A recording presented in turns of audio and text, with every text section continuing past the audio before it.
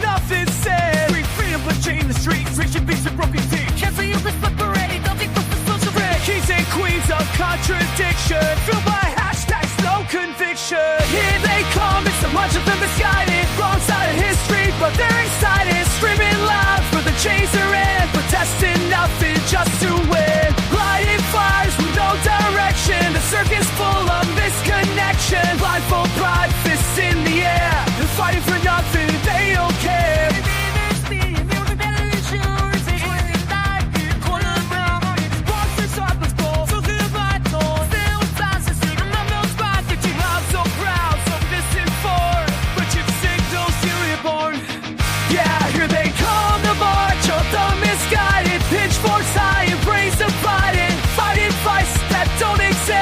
Just to clench that empty fist. Burning bridges they never cross. Claiming every loss a cause. Truth's outdated, facts are dead. But look at all those likes instead. You're not a rebel, you're a pawn in a game you're pissing on. Rage, applause, and dopamine. Soldiers sold to a plastic trash. So march in circles, throw your signs. Oppose the truth, embrace the lies. Your cause is fake, your mask is tight. You're everything, but never right. Go on and scream the march of the misguided. Fake rebellion, priests applauded. Rage machine with a fragile core. Screaming nothing just to roar. Every chance another trend. Every battle's just pretend. You ain't woke, just hypnotized. Outpost real hard for your alibis. You stand for nothing, you fall for all. You're not the cure, you're just a brawl.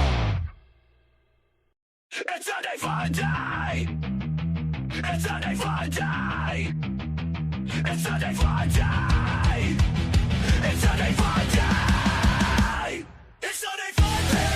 Whoa, whoa, whoa. It's a day for a day. Yeah, yeah, yeah. It's a day for a day. Whoa, whoa, whoa. It's a day for a day. Yeah, yeah, yeah. It's Sunday fun day. It's Sunday fun day. It's Sunday fun day. It's Sunday fun day. It's Sunday fun day.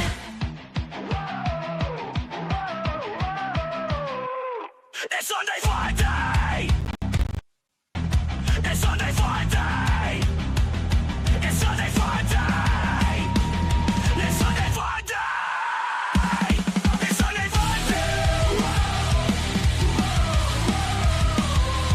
It's Sunday fun day. Yeah, yeah, yeah. It's Sunday fun day. It's Sunday fun day. Yeah, yeah, yeah. It's Sunday fun day. Whoa, whoa, let's fucking go!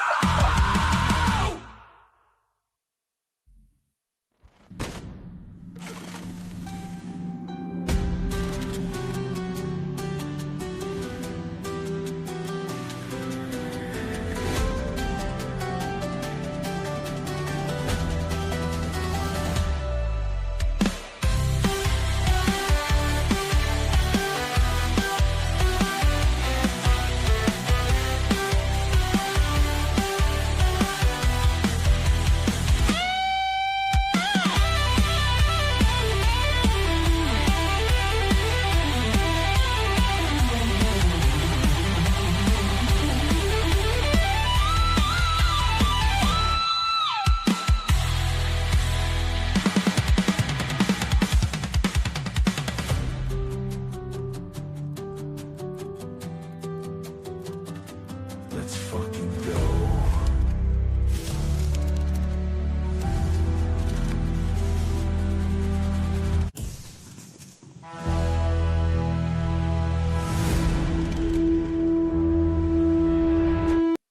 Shut up. Hello. Welcome. How are you today? Fucking hell. Let me check something. Shit. Hey, It doesn't sound like an Atari 2600 when I talk. I fixed it. Good job, homie. You did something. You did one thing right. Now everything else can go to shit. All right, so let's see. Today we're gonna take a look at. I found a bunch of comedy sets that have gone wrong. Some people just aren't made to do stand-up comedy. Probably. I don't know. We'll see. Got a lot of that. Some are just so fucking painful. Some are the worst. They let me think here. The first one I know we're going to start out with is this lady. Yeah, I can't even talk about it because I don't want to give it up. I don't want to give it away. I looked far and wide for that one. QR code. I can add a QR code? Oh, okay. Well, that's new. I don't have a QR code. Let me see. Oh, I can get it from a website. What? Whatever that means. Nobody gives a shit about a QR code. Whatever. Doesn't matter. I just when you fuck around in this StreamYard long enough, you notice when things are new, like this. Whoa, my logo went to the other side. That's new.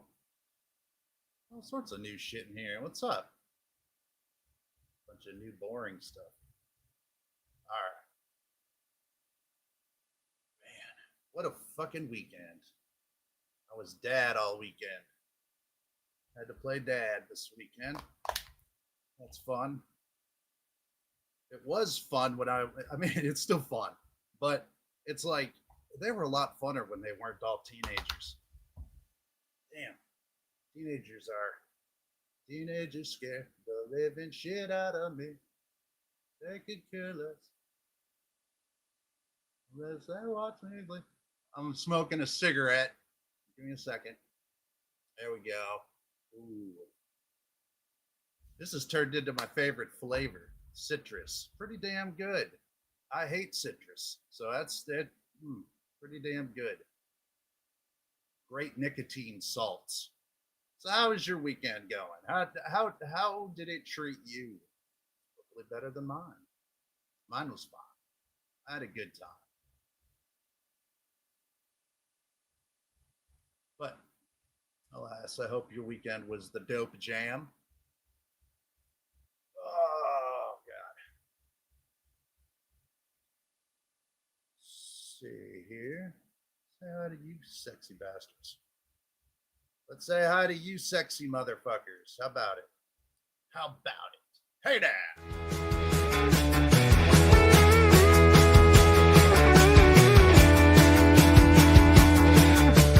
Welcome to the chat.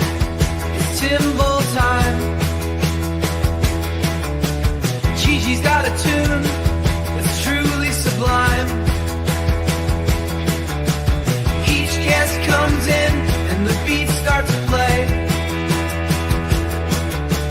Timble time's here. Let's celebrate today.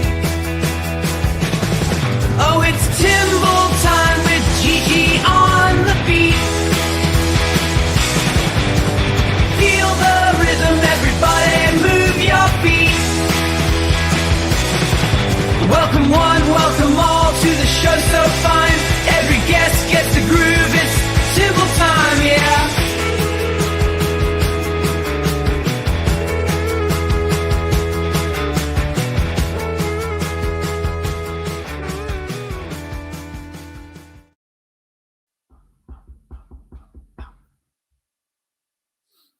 All right, let's get to where I need to be. Wonderful.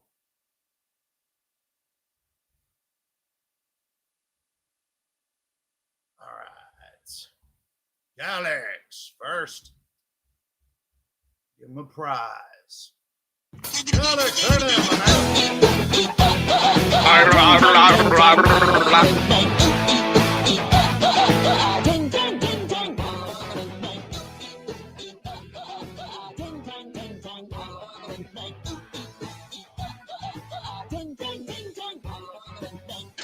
you're embarrassingly running around like an idiot in your trunks.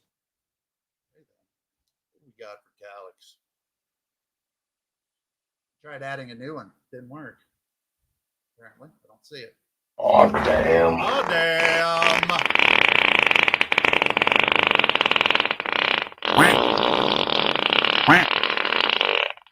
Oh, sniff that one. Sniff it, buddy. Not mandatory. Welcome, good sir. Double E. What's up, kiddo? Good to see you, darling. Hope you're having a wonderful day. Double E.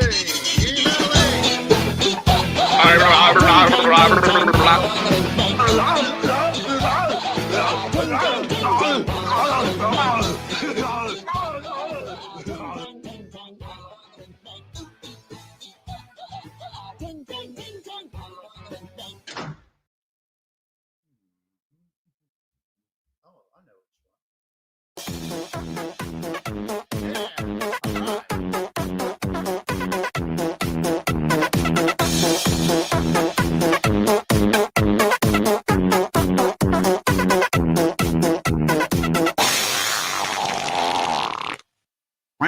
That's awesome.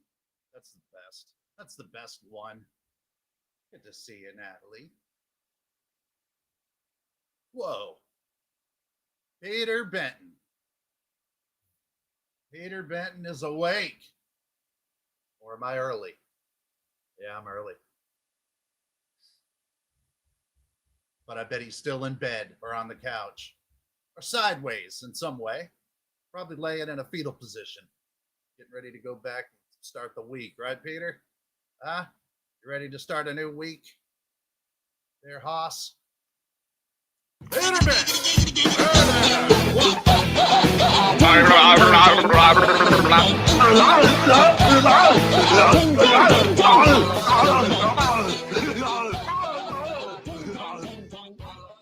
I apologize. Please shut up.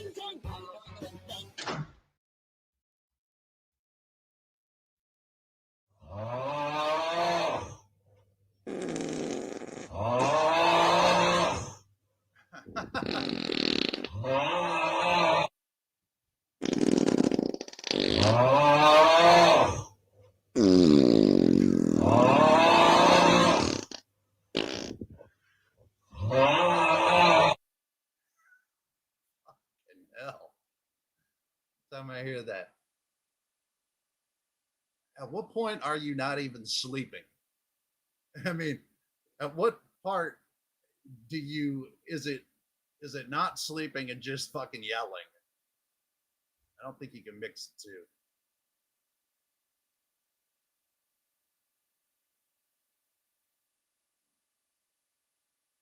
Good to see you, Pete. Tommy's Woodpile Adventures and Tall Tales. Gambling. Gambling. You gambling? What are you gambling, man? I don't gamble. I've got the shittiest luck on the planet Earth when it comes to gambling. I mean, I've tried gambling before in Windsor and Las Vegas. I didn't walk away with shit. I went in there and left with probably owed somebody money by the time I got out of that fucking place. I'll never go back to Las Vegas ever again. Ever. God, I hate that place. Ooh, what a shithole. I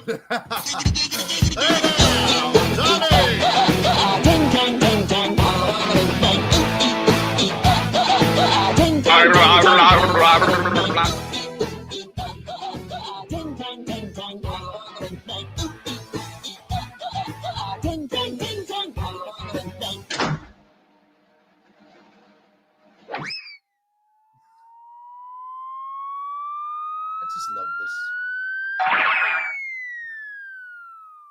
The fuck?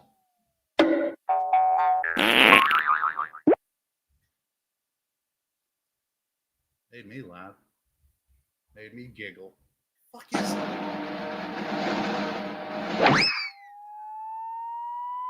sounds like somebody's golfing in the Looney Tune world. Hit somebody in the head.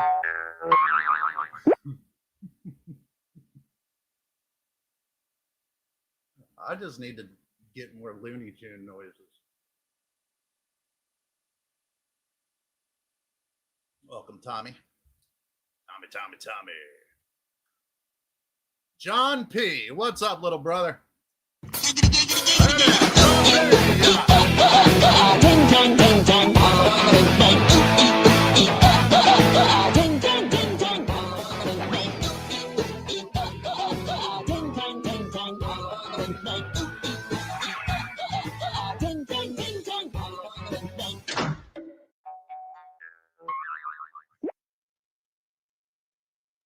She was a big part of our family. No, not that one. I hit the wrong one. My bad. Too short for John. All right.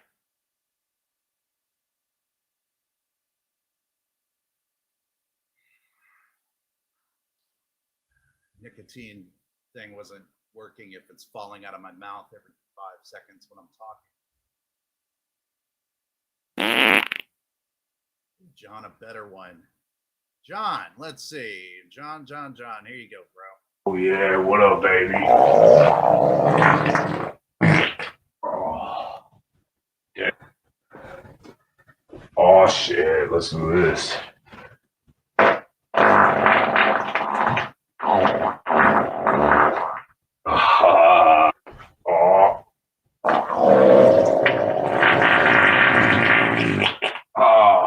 Damn. Oh shit, farting on my roommate's door. Ha.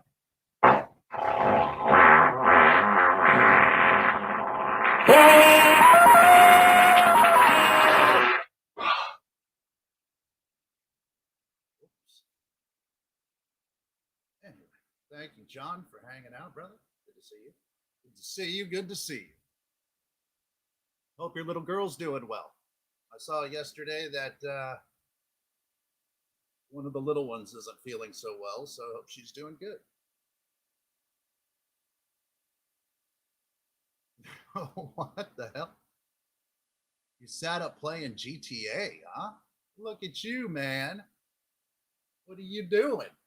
You're going to be tired as fuck tomorrow. GTA is worth it. Which one are you playing? GTA 5? Getting ready for 6? It was the first time I hung out with some friends earlier, and it was the most low vibration, emotionally draining feeling ever. Hanging out with them felt like straight brain rot, so I'm home smoking. But hey, man, their loss is my gain, brother. Glad to have you. I won't be bringing any low vibration. I swear it. I have nothing of low vibration to share. Vibrators. Thank God, vibrator repair.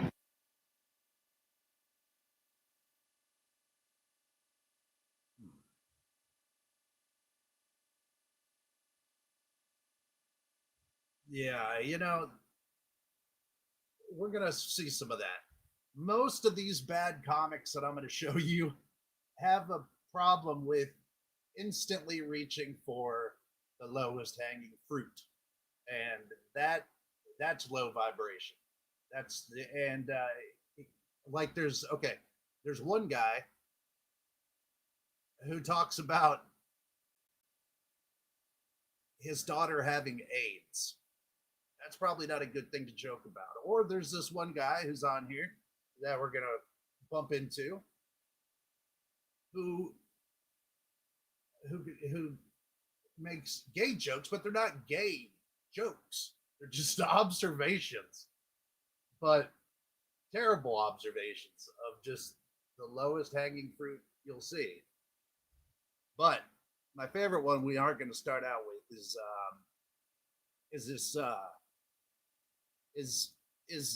the art of telling too long of a joke without ever hitting a fucking punchline. Yeah, I don't even know how to even explain this lady.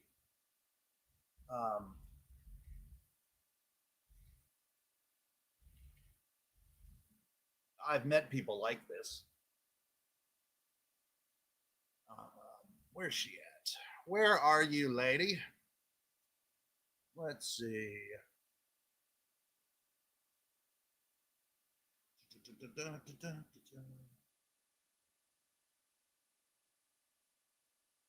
There it is.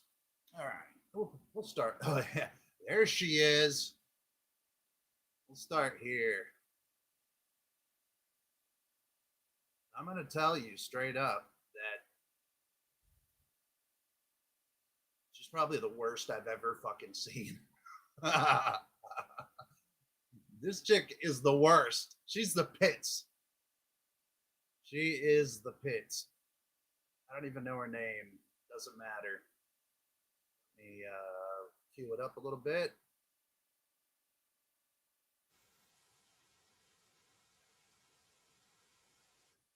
All right, I'll just let this dude narrate.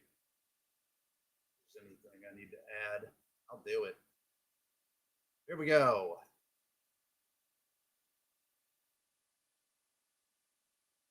Hey, baby. What's your name? Is uncomfortable from the moment she walks out. Not a single joke lands during this entire 16-minute special, and it is not easy to watch. So get ready. It's gonna be a rough one. Please subscribe. Megan Stalter. At Meg Stalter. Okay, I didn't know that. I was gonna write it down, but never mind. I'm sure she's got some other comedy sets we could find. Megan Stalter. I'm never going to remember that. Zoom in. Zoom in. Okay, right off the bat, I think this is the downfall of her performance. It's like her routine isn't based off jokes. It's based off telling the cameraman to do something. She does it a lot, and it gets more uncomfortable every time. God, everyone's here. Casey! Oh my God, you came.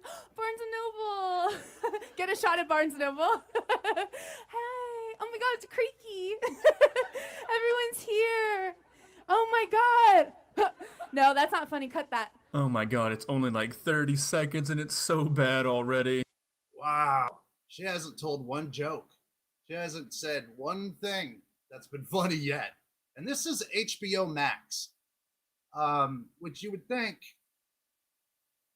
that would be a pretty awesome place to have a set. But it looks like anybody could just walk up there and run their mouth. You have to start with your jokes. This is the kind of stuff that might be funny once people already know you're funny, but if you come out and try to prove that you're humorous by doing this, even if you are funny for the rest of the show, it won't feel like it. And by the way, you guys are on camera. Get comfortable. Don't talk into the mic, though. Don't talk into the mic. Quit walking up on people. You're imposing. No offense, but you're like tall and large, and I don't know if you're stable, but she keeps charging the audience, man. You don't want to charge the audience. Where are you from? No, I'm kidding. Okay, now I'm getting on stage. Guys, I'm so excited to be here at HBO. Thank you for coming. I'm so excited to be here at HBO Human Pride by Orientation. Hey, thanks for, guys. I told you not to come. Oh my God, okay, it seems like I might be doing some skipping around, because it appears that she likes to stick with a bit for quite some time, and I am not going to subject myself to that. I have standards now. I literally did. Sorry, that's my ex. So thank you guys so much for coming to HBO Max Human by Orientation and Pride. No, I actually haven't. I've felt before, but I haven't fully. I'm bisexual. Wait, let's just. Yay! Because we all care who you fuck. All of us do. Everybody in the world gives a shit who you fuck. Thanks for telling us. Wouldn't have got a whoopee out of me for that. Redo that.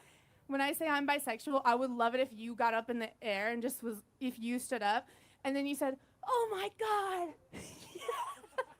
If I was this guy, I think I would be considering sending a full sprint off the side of this building. It can't be too high, right? Either way, I'd think I'd rather a few broken bones than having to participate in this performance. Yes! And then if the other person at the table could go, sit down. And then you could look at them and just be like, literally, I did nothing wrong. I'm supporting her. And then you go, how do you even know it's a her? She hasn't said her pronouns yet. Okay. So I'm Megan Salter. I'm bisexual. Who cares? You seem sarcastic, Oh, so we're just gonna sorry, move on.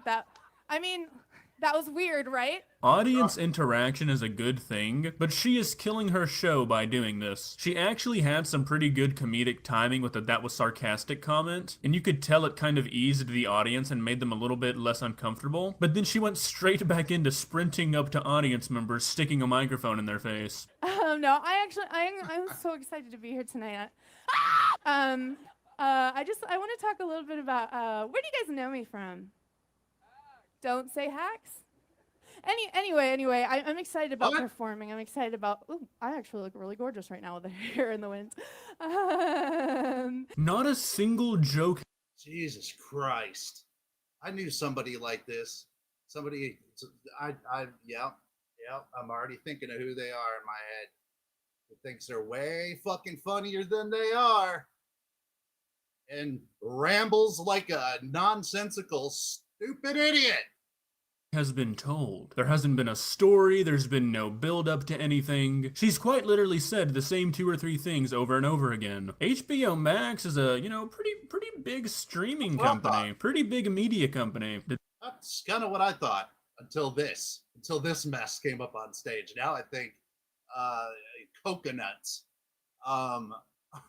fucking Coconuts Comedy Store is a way more legit place than HBO. But you know what? HBO is where I first saw Rodney Dangerfield. I first saw fucking Sam Kinison, Jim Carrey, Robin Williams, Megan the Stallion. Did they not even, interview Megan the Clydesdale. this woman? Was this just like a lottery? Did they just choose a name out of a hat? No, I'm really talented, and I kind of just discovered that. I discovered a lot in the quarantine of how good I am at singing. Charging the audience. Oh, I'm waking up right now. I just can't tell if the camera can get me from this angle. Oh my God, what's that sound? Knock, knock, knock. Who the heck's at my door? At this hour? It's 4:01. What an actress, right? She's got the chops. She can act her way out of a paper sack. Yep, right out the top. Not even ripping it. Straight up. I better go see who it is. Walk, walk, walk. Thank God she's telling us that that's pantomiming walking. Why don't you really walk? Do a lap. Don't forget my stairs. Door open. Creak. Oh my God. Her ex-boyfriend's there, even though they just hooked up. How? That's funny. Now that's funny because we know there's no ex-boyfriend. He shot himself in the open mouth with the 9mm. Yeah. He woke up next to her. Has nobody left yet? I want to leave the room and I'm not even there. I've been taking periodic breaks in order not to lose my mind. I refuse to believe that this was rehearsed. There's no way anybody at HBO saw this and approved it. She must have won like a comedy sweepstakes. It's okay that it's quiet, like it's not supposed to be funny. During quarantine, I actually wrote a book. Let's try that again and you guys scream really loud. Just one person said yes. Little Miss Water Table, you gotta scream, okay? So I wrote a book. Wait, and I kind of wanted to say it right into the camera, if that's okay. Guys, I'm starting to lose my grip on reality. I don't know how much more of this I can take. Right now, I want to read a book that I'm working on right now called Stupid Stinky Love. That's a funny title. Oh, where did we get that? Chapter. I'm glad she's telling us what's funny. It's kind of almost like she's telling us when to laugh. Because I can't tell when her fucking, if there's no punchline. This is just rambling, prattle, nonsensical prattle. 6. What's that smell? Was that you? What if this was 2 hours long? Megan, it feels like it is, so, you got that going for you. It's like she wrote down as many ideas as possible that would make this performance as terrible as it possibly could be. Like, really? Acting out a play? Now you're reading your own book? Are we serious, Megan? But picture this. If someone smelled like duty while you were performing Congolinus, don't you think Wait, what? you'd notice? Yeah. Do you mean cunnilingus? What did you call it? The fuck did she call that? It's in your own book. If someone smelled like duty while you were performing Congolinus, don't. Congolanus? I think that might be something different I've never heard of. Congolanus. Okay, let's roll with it. Don't you think you'd notice? Yeah, I think you would. Is this her genius book idea? Does she think Wow, that's pretty. That's mind-blowing shit right there. Yeah, you'll probably smell their ass. Still no punchlines that I'm aware of. people are gonna But yeah, definitely you're right. She just likes to be the center of attention. Doesn't matter what kind of attention. Bad attention, still attention. read this and have an epiphany? I think most people realize that oral sex is not very enjoyable if one of the parties smells like poo-poo. I don't need a book to tell me that. No, I do want to take a minute and do something that I've been missing a lot. What if I started making out with you? I do want to tell you guys, I want to end on I would fight back. I would beat your ass. Don't charge me. Don't do it. this. No, please don't go. I'm going to tell you guys now tips to going to a party. Every time I think it can't get any worse, she does something like that. I would have walked off the stage 15 minutes ago. I don't know if the fact that she's still trying is worrying or impressive.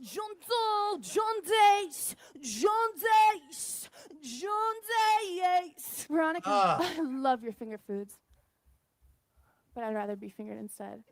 Huge laugh. That's the end. Huge laugh. Wow, there was one punchline. One. Huge laugh. One compliment.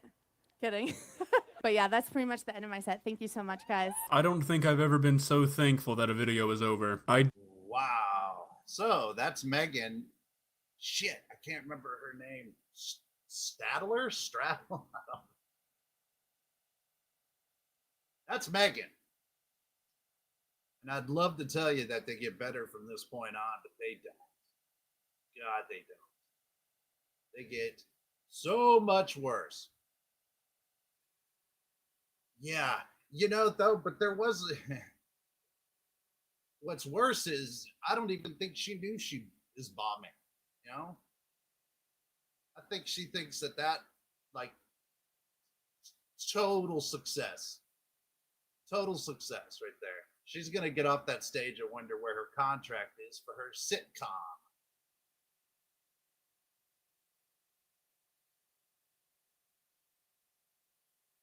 Nope, I didn't get it either, and I tried my ass off, but there was nothing there. Nothing. So let's get worse. Let's do that guy next. Yeah, let's do this one. Oh man, this one's rough.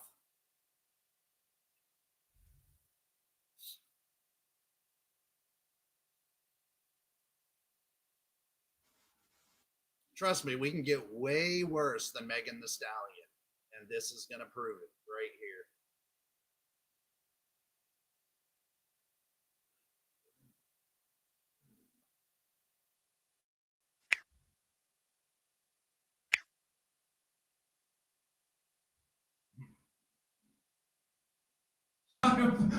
So I've done this for 10 years, and it worked for 10 years, but this one night is the night I'm gonna realize, every other audience was wrong, and you're right. Maybe I'm not funny right now, but I don't think you're the one who's gonna derail this. I moved fucking 3,000 miles, gave up my life, toured the Europe for 4 years, and for some reason right now, you think you're not funny, fuck off. Well, maybe you should accept this isn't the easiest fucking gig in the world. I'm in a fucking corridor. Thank you guys in the back. I'm in a fucking corridor, the lights are on, everyone's here to work parties. It's hard. I'm trying. You don't like it? You fuck off. I'm fucking trying, lady.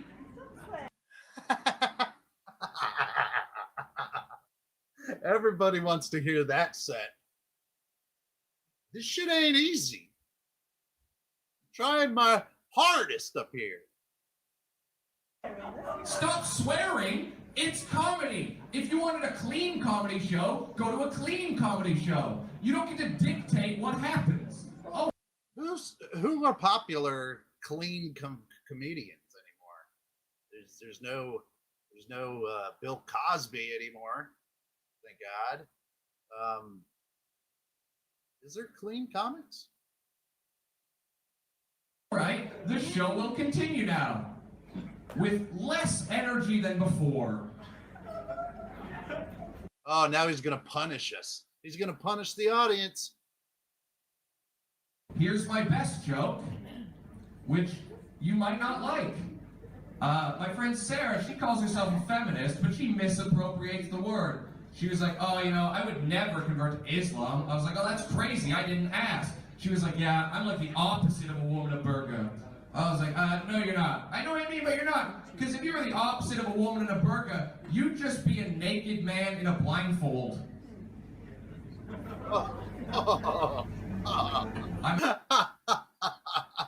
That dead fucking silence. That dead silence. Oh, God damn. Jesus Christ. Wow. Adopted. I've never met my mom. I don't know what she does for a living, and that makes it hard to enjoy a lap dance. What? I couldn't afford it, but I went on a 10-day vacation with my dad. It was 10 days, but no alone time at all. So by day 3 of the trip, I ended up having to try to wank off with my dad asleep in the hotel bed beside me. But that wasn't the worst part. The worst part was the whole time I was doing it, I just stare at my dad to make sure he didn't wake up. Oh God. This took a right turn. So you jerk off looking at your dad? Well, this has been a party. Thank you for telling me I'm not funny. That was really nice and supportive of you. I hope when you're having a hard day at work, people are fucking assholes to you, and then you'll know how that felt. And when that happens, you'll think of me, and I can enjoy that. He's fucking shaming. He's shaming the audience. Most of you are great. Hopefully, I think you'll really like the next comic. She's not me. And some room for improvement. Thank you. I really appreciate that. So yeah, I'm gonna go. You guys are not very nice, and I hope that sticks with you. Thank you. Goodbye.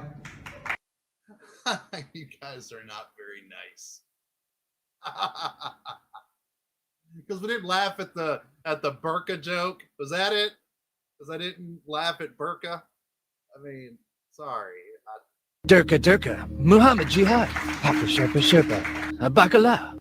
How to be a gamer girl in 4 easy steps. No. 1. Choose a gender-neutral or masculine username for your online identity. The hordes of cisgender, heterosexual, and mostly white men you'll be gaming with are incredibly sensitive to the possibility of a female within their midst and are more likely to consider you part of the scenery than a peer on the battlefield. We don't think about it because it's a fucking video game.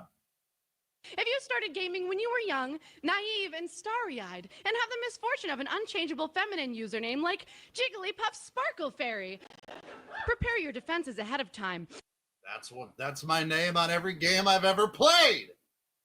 At the first question of your gender, tell them you are a lesbian, because in gamer jargon, lesbian is synonymous with man, and there's no room to be feminine here.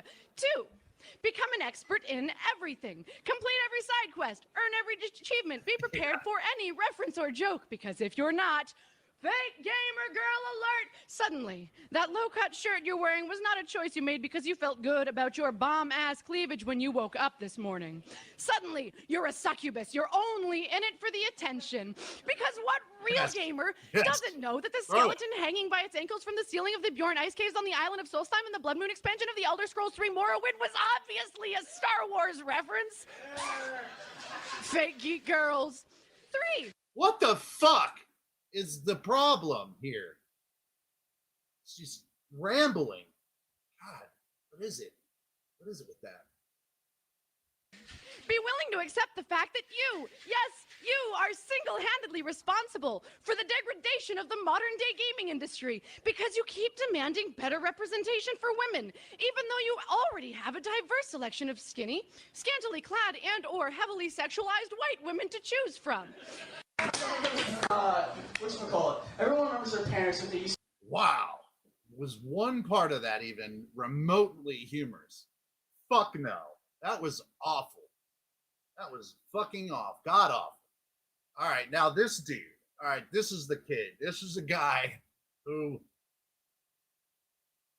makes some gay jokes, and they're just not even in the realm of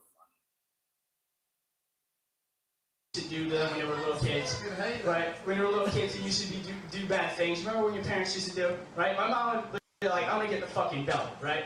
And when we were kids, we were always rebels, right? We always said, and we always like, I always tried to mock my mother. I'm like, "I'm gonna get the fucking belt," and right, and she'd go get it, and I'd fucking jolt right away. I'm jolting. And when you were a kid, you always thought that you can outrun your parents too. Wasn't that the fact too? But you quickly figured out that you could not outrun your parents. I saw him running faster than a black man with a stolen VCR, right? And she turns into a cowboy and her belt.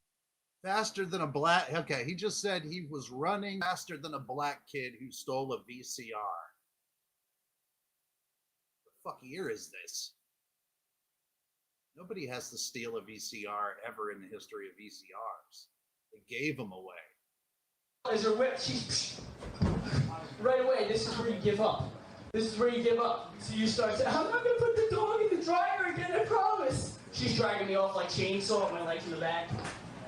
Oh man, everyone knows what their parents do. Come on, dickheads. What do you say? Hey, gay. No, seriously. So you can't understand gay people? No, I don't. I seriously don't. Because what makes you, like, let's say for a gay guy, what makes you say, "Oh, I just want to suck a cock"? Seriously. All right. So his big gay joke is, I don't understand gay people. Who in their right mind would want to suck a cock? That's his joke. I mean, it's not offensive. It's just not funny. Because you're not gay, probably. What makes you get huh? Me? I like to suck cock. What?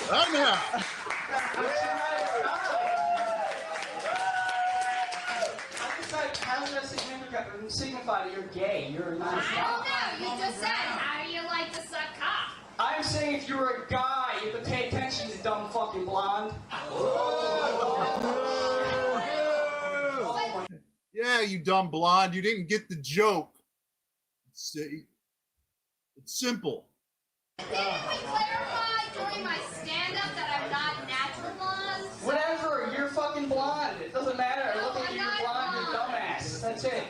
Blonde dumbass.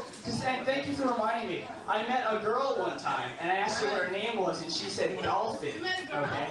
She said Dolphin. Wait, you said I met a girl? Look at my phone. The audience is totally clowning him right now. He just said, of course he can meet a girl, and he's making a muscle. Her name was, and she said Dolphin. Okay? She said Dolphin. Wait, you said I met a girl? Look at my fucking bicep. You think I can meet a girl?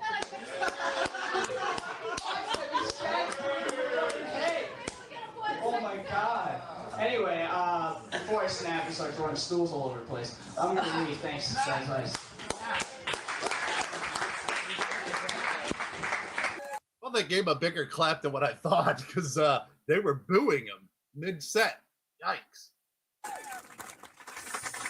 My God, that's dangerous, isn't it? For the radio, I mimed walking into a thing. Hello. When I chose my topic, I was under extreme stress. So I am here to talk about why shoes are overrated. Yes, an essential thing that we all need. Great. But no, seriously, by the end of this, you're probably going to be throwing your shoes into the Thames. You'll be so convinced by my argument. Don't do that, guys. That would be really weird. Also, really inconsiderate to all of the animals that live in the river. They don't want your shoes all up in their gills. It's a joke.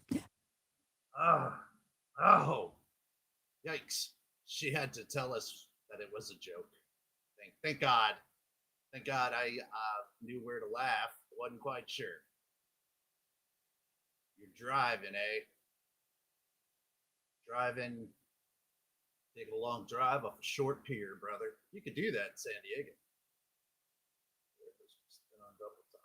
Yeah. Let's be on speed dial. Yeah, I don't know, man. No. But this lady is talking about throwing her shoes in the Thames River. Don't do that. Because it'll get in the fish's gills. Now, and then that was a joke. She told us. She warned us. All right, we'll see if she can get this back on track. Also, imagine now when you go and buy your jelly deals, we all buy jelly deals from the river, right? It'll be served in a wet Nike. Is that what you want, Radio 1? Is that what you want? Jelly deals served in a shoe? Because I will open that pop-up restaurant. Andrew! I'm looking for a new career direction. Of course you don't want that, because shoes are rubbish as food packaging. That's one of the reasons they're overrated.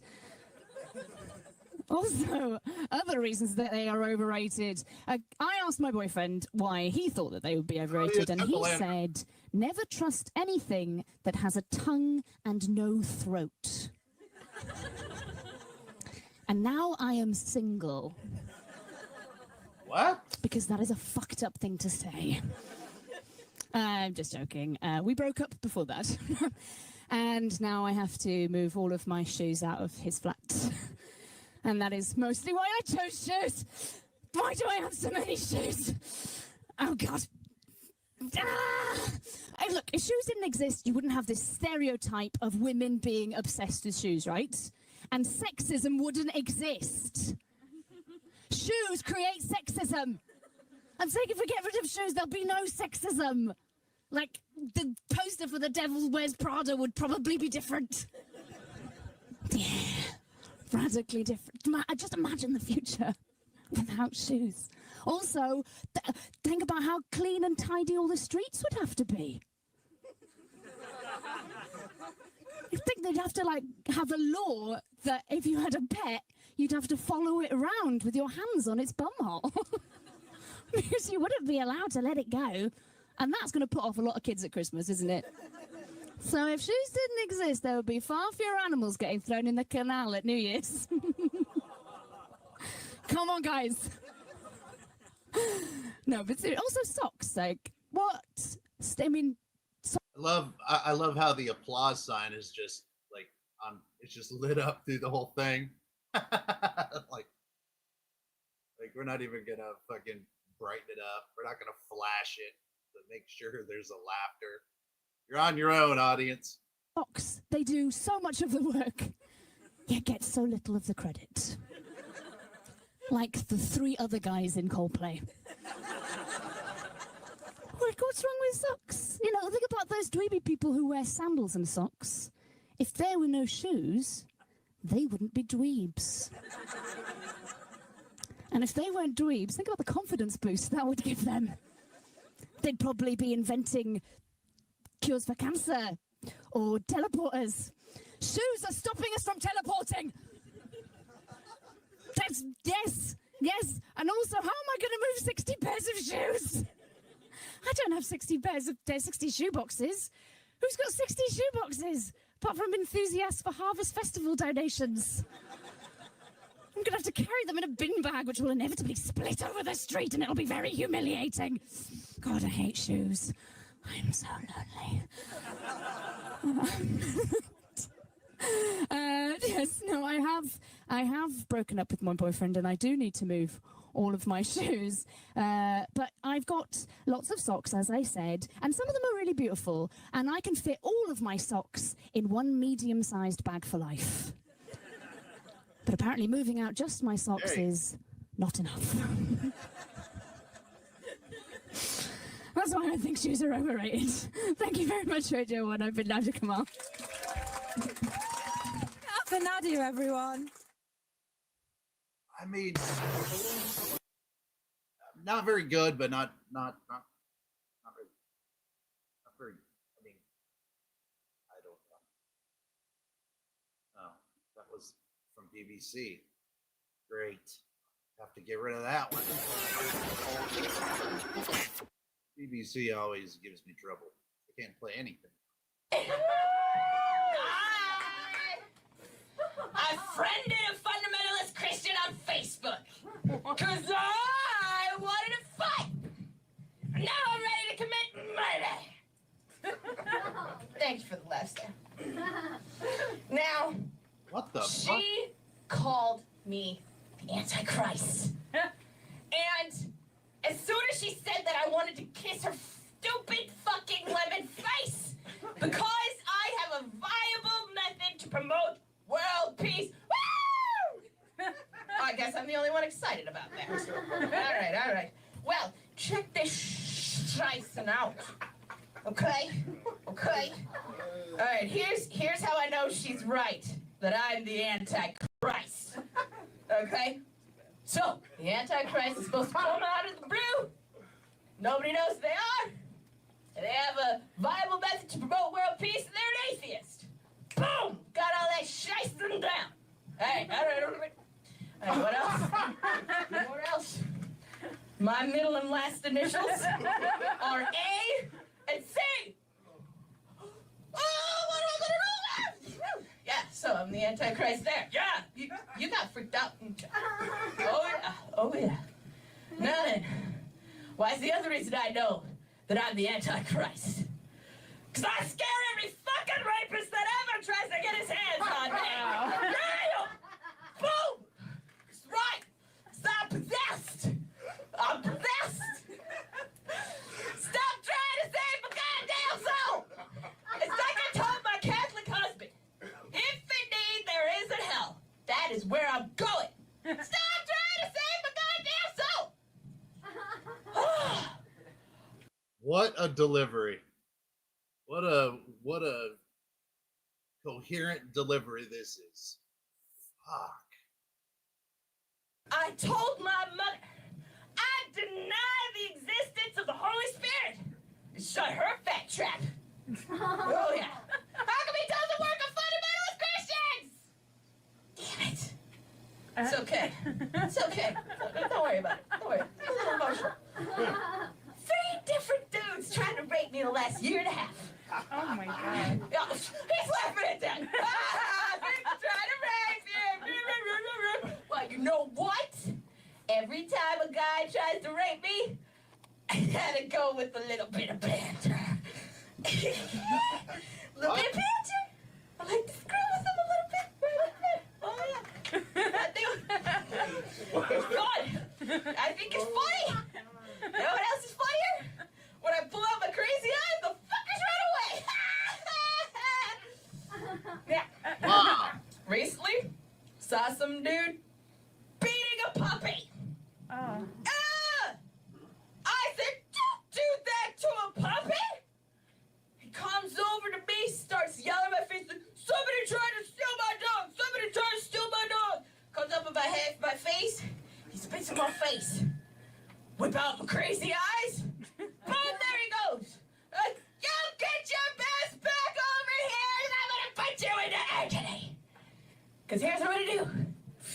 use one finger, paralyze the guy with pain, and then I'm gonna have fun talking to him. Yeah, and then when I'm about to let him go, I'm just like, hey, as soon as I let my finger up, you're gonna be fine. But I'm gonna let you know something. It hurts twice as much on the other side, motherfucker! Oh, right in the dick! With the cowboy boots! And I'll leave you on this. More people are convinced that there's a zombie apocalypse imminent than are convinced that world peace is achievable. They're motherfucking retarded, okay? We need world peace now. And I'm the Antichrist. And I believe you, Ick.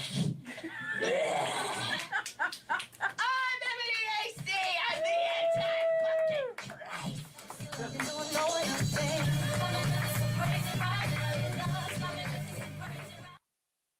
Wow. That was from Flappers in Burbank, California.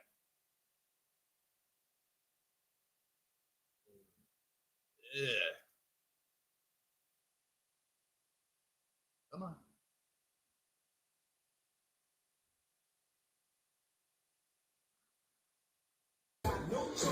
Name's Joe Dirt, and I ejaculate fire. Oh, good way to start your set off. Tell people how you ejaculate fire. All right. Cool, man. Pray tell. Let's hear more. Good to know I'm not the only death metal fan in the audience. Or not in the audience right now. Anyway, if you're wondering why I was kind of limping up my way up to the stage, it's because I finally got back into the gym. I've been out of work for a few months. I've been going to UFC gym doing MMA for about 3 years now. And it's funny, every time I tell somebody that I've been into MMA, they're like, oh, so you're a faggot? What the fuck is that supposed to mean? Oh, MMA's just a bunch of fake stuff. It's a bunch of gay sex. Step out in the parking lot so I can rape you. Straight up.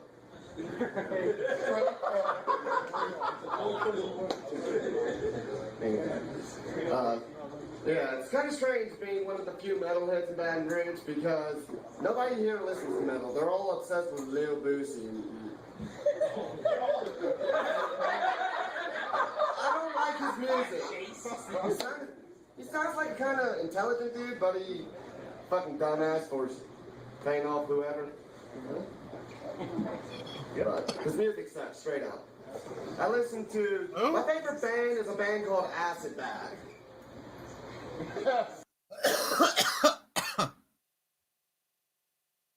So your favorite band is Acid Bath, huh? What's your favorite color? What's your favorite outfit?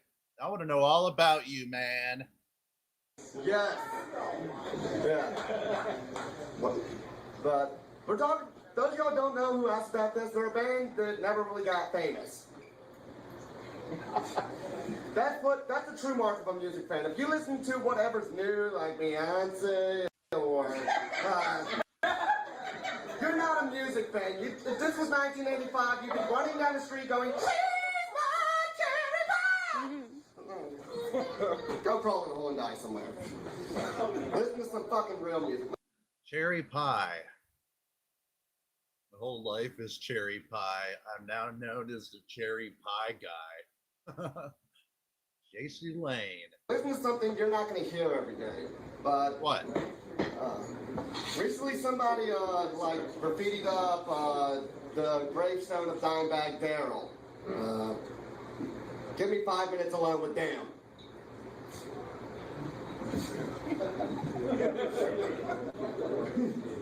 Thought the Pantera fans would get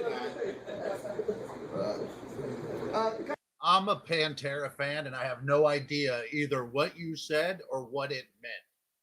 You want to spend 5 minutes alone with Dimebag Darrell. Well, Dimebag Darrell's dead.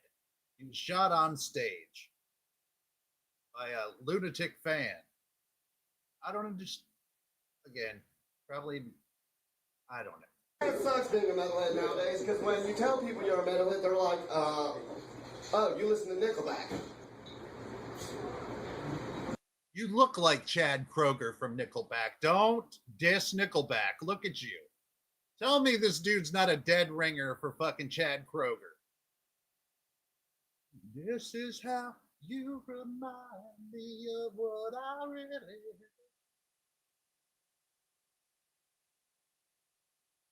he's a dead I thought it was Chad Kroeger. In fact, the first thing I thought when I saw him, I'm like, Chad Kroeger quit.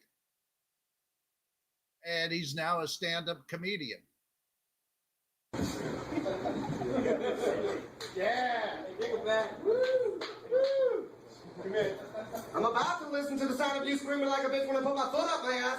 Girl, my face in your ass. How about that, friend? Huh? I mean, your ass in my face. What's up?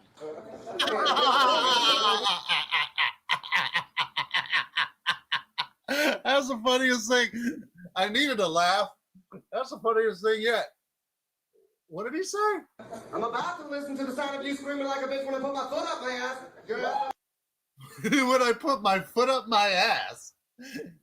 Don't put your own foot in your own ass. They get somebody else's at least. My face in your ass. How about that, friend? Huh? I mean, your ass in my face. What's up? I'm about to listen to the sound of you screaming like a bitch when I put my foot up my ass. Girl. My face in your ass. How about that, friend? Huh? I mean, your ass in my face. What's up? Man, Nickelback, man. Won't listen to some shit, listen to some fucking Arm & Hammer. That's my shit. Yeah. Recently saw this band you might have heard of called Black Label Society. Yeah, Zach Wild. All right. Why is he talking about bands up there? What's up? What's up? Black Label. Yeah. Greatest guitarist alive, Zach Wild. Started off as the only metalhead guitarist for this band called Leonard Skinhead. He played for a Limp Bizkit tribute band. What took a bunch of stupid rednecks to play 2 chords at a time, he does it all by himself. Fucking Yankees. 2 chords at a time? Teach me how to play 2 chords at a time. At the same time? It's impossible to do.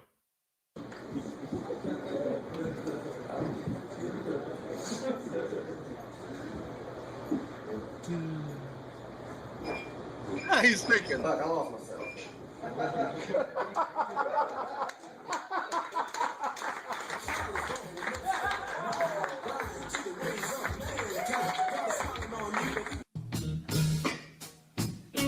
Wow. Better shut up or I'm gonna stick my foot in my ass. What, like as a grand finale? Or what? Are you gonna cap your set off by sticking your own foot in your ass? Here he comes. One more time for John Moore, everybody. And just because you're on Kill Tony doesn't mean you're gonna be funny. A lot of these, I'm sure these guys want to laugh at some bad comedy.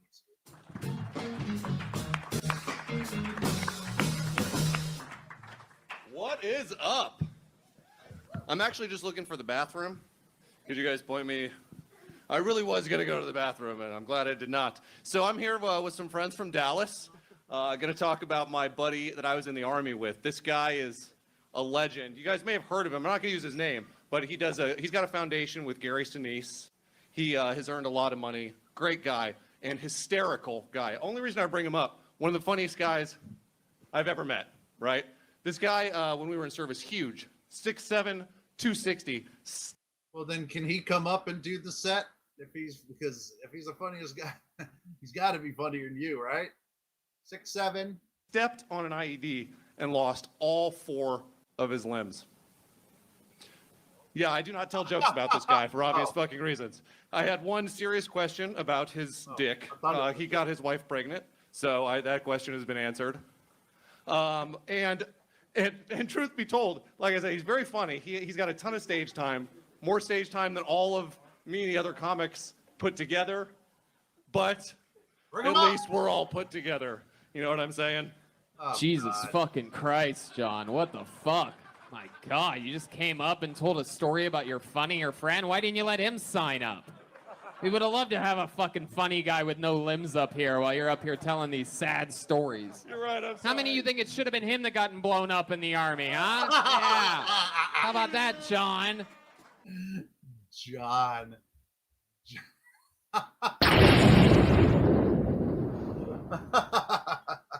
How about that? Yeah, I deserve that. You knew you had 1 minute. I did not. Yeah, that's true. How long have you not been doing comedy, John?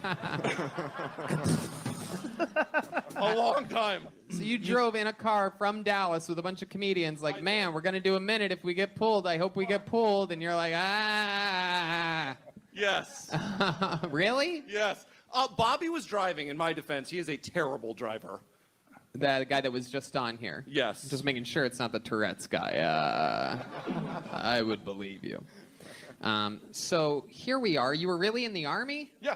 Wow, I don't really get Army vibes from you. Yeah. You seem more like an old Navy guy to me. Or something. Eagle Scout. Yeah. What were you doing in the Army? I was a paratrooper in the 82nd. I was an artillery guy. Wow. Where'd you serve at? I was stationed at Fort Bragg. Actually, my buddy's here, also 82nd guy in a comic, and I went to Afghanistan in 07, 08. Oh, okay. Yeah. Very good. Roger. Absolutely. Hell yeah. Paratrooper, huh? Yes. Christ. So you would just get dropped off in Afghanistan. No, there actually has not been a combat jump for many, many years. The last official combat jump was in, I want to say it was when they jumped into Nicaragua or something like that. But there's not really any combat jumps anymore. The idea is that the threat of people being They popped a riser and broke their backs in Fallujah. able to, because it's like an 18-hour mandate. You got to be able to deploy in 18 hours. So. Okay. Wow. Wow, this turned into the most unfunniest set ever. That was a long way to nowhere. So John, you've been back for a while. What do you do for work now? I'm in graduate school, and I'm using some funding that I have available to me through the VA. Okay. Awesome. And what are you going to school for? I'm getting an MBA and a data analytics All right. degree. Yeah. Hell yeah. And I Okay. just started doing comedy. I am very new. How new? And this is awesome. Great to be at 3 months. And what else have you joked about when you're 3 months on stage? When you're not talking about a guy getting blown up for his country. But he's really funny. He's the funniest guy I have written down here. The funniest guy. You see that? Funniest guy. Had to write it down because I couldn't believe it. You were 40 seconds into a set with no laughs, and you're talking about the funniest guy you know. I know. Shit. I thought I was going to get a laugh with the bathroom bit, maybe. I don't know. That Really? You thought? Like that what? was a bit? Yeah. I thought you were genuinely asking. Yeah. Well, Honestly, in retrospect, I wish I would have shown you. It's right over there to the left. Okay. Thank you very much. Instead, you decided to take a shit right here on stage. I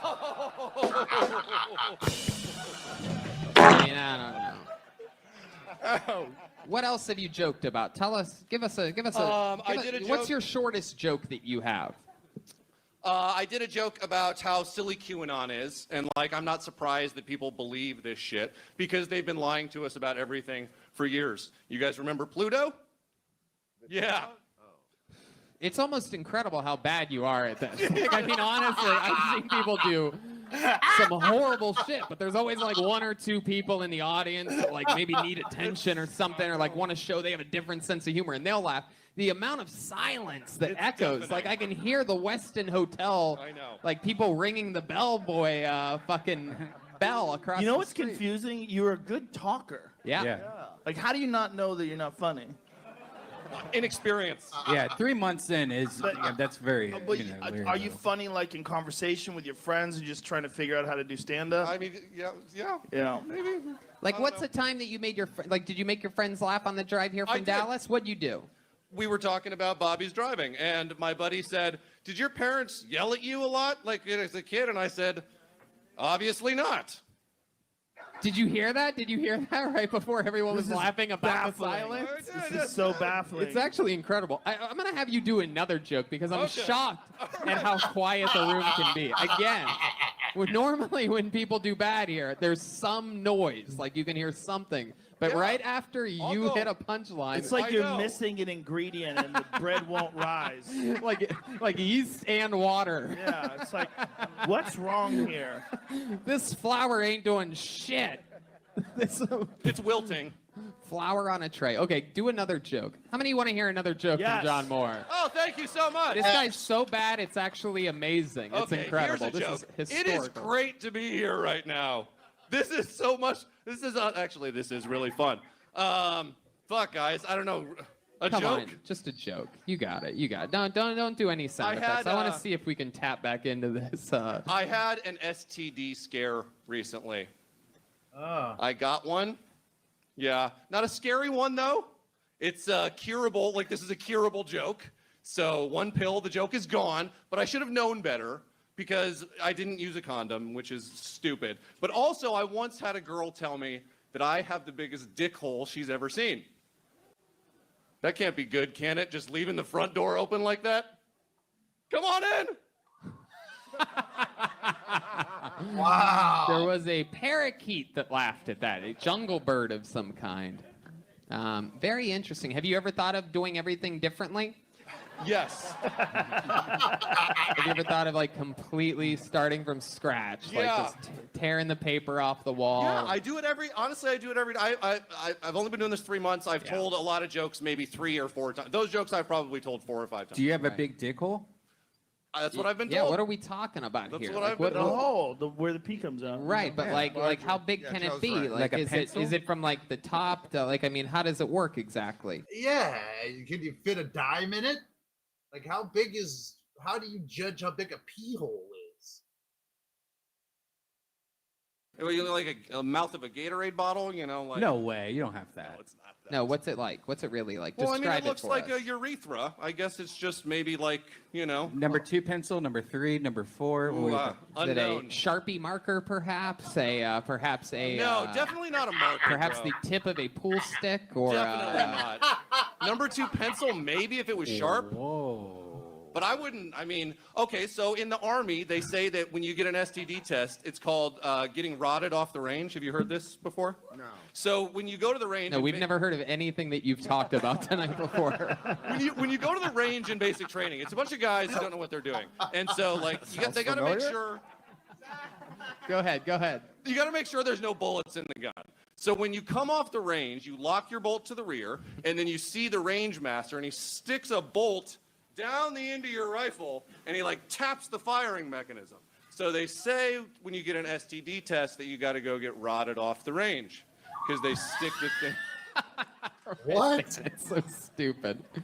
A jungle bird again keeps appearing during your set for some reason. Thank God, it's better than the silence. Wow. So what else what would we be interested to know? Before we let you go, John, give us one interesting fun fact about the life of John Moore. When I was 11 years old, I saved my best friend's life. How'd you do that? The day after I turned 11, grew up in Colorado. He was in a cave-in. There was like a cave that, you know, some kids had dug in the side of a ravine, maybe like 6 feet deep or whatever, and we would go and we would like dig in this cave because we didn't know any better.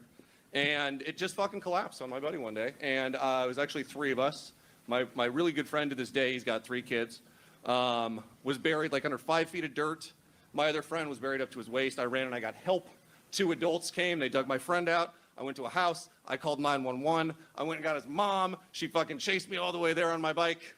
That's Yeah. awesome. It's a Where shame. the fuck were you when your funnier friend stepped on that IED? I was not in the army. I was not in the army anymore. It's a shame you can't dig yourself out of the hole you put yourself in doing jokes. Incredible. Unbelievable.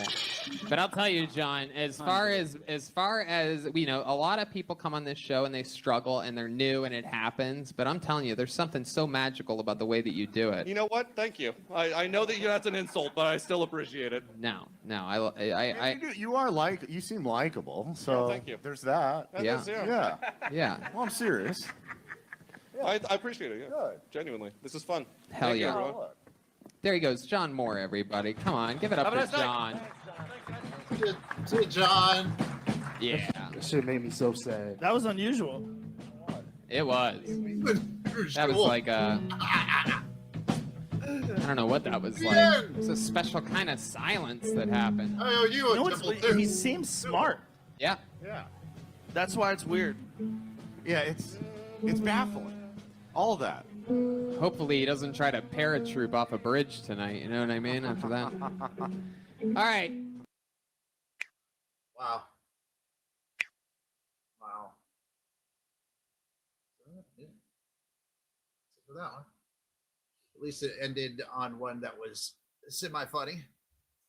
Let me give a temple to Andrew Rollins. My dude, Andrew,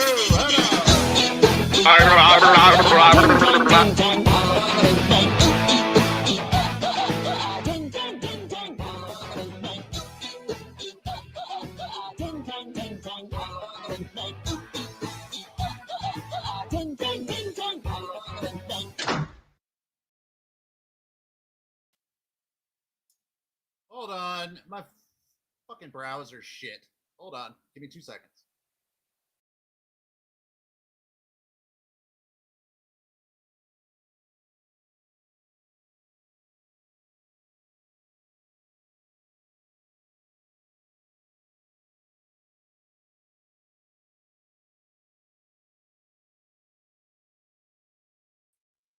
Sorry about that. All right. I don't even know if you could hear that, Ian. Or Andrew was first. Nerf this. Nerf this one.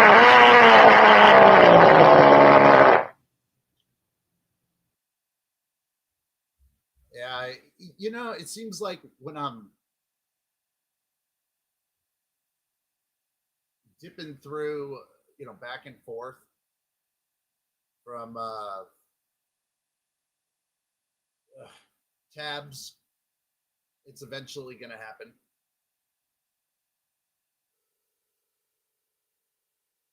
Okay, now, Deanne.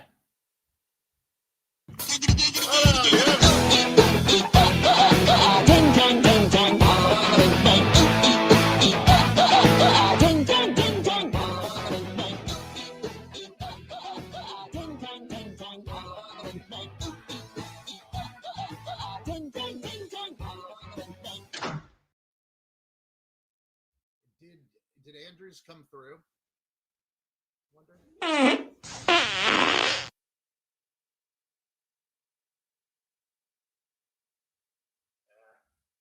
If not, I'll do another one for Andrew. He's worth it.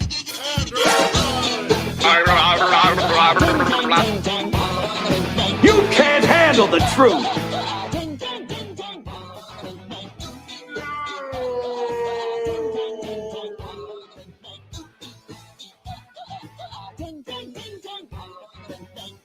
Rubs the lotion on its skin or else it gets the hose again. Ready for more? There you go, buddy. Oh, damn. All right, now. Welcome, good sirs. Glad you made it. Yeah, whenever I go from one tab to the next, and then it'll just shit on me, and then I have to restart my browser and come back. So now that I did it, it shouldn't do it again for a bit. All right, this is a traumatized stand-up guy, and look, he is, but it doesn't mean anything. Like, all right, he might be traumatized. I don't know what his trauma is, but there's trauma, and but it doesn't mean that anybody's going to give him sympathy laughs, because that would be amazing if people were like that, but they're not. People who go to see a comedy show and spend money don't typically like to watch your traumatized ass up there. All right, so here he is. This has got to be the most traumatized, pre-traumatized comic I've ever seen, because it's not like this set did it to him. All right, ladies and gentlemen, give up your next comic of the night, Fred Needleman.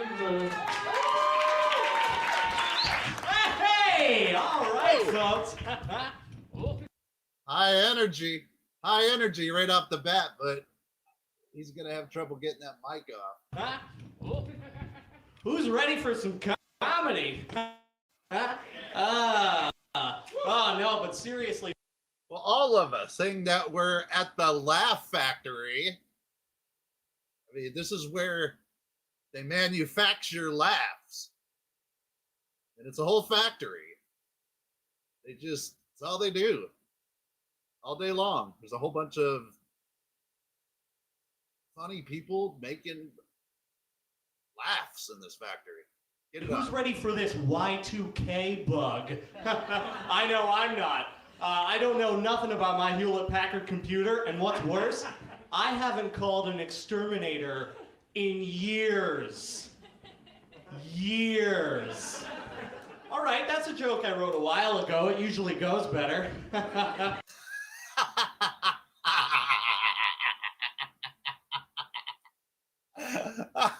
Really?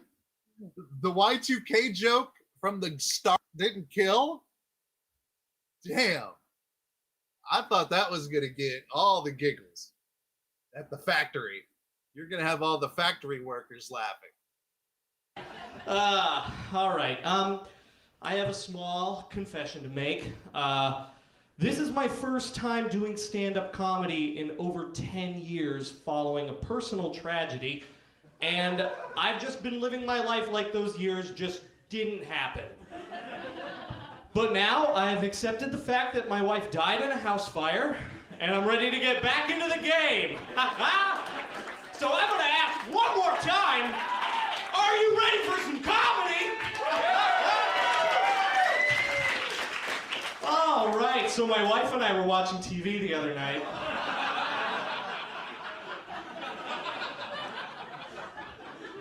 We were watching TV, and Colin Powell was on the television talking about the Iraq War.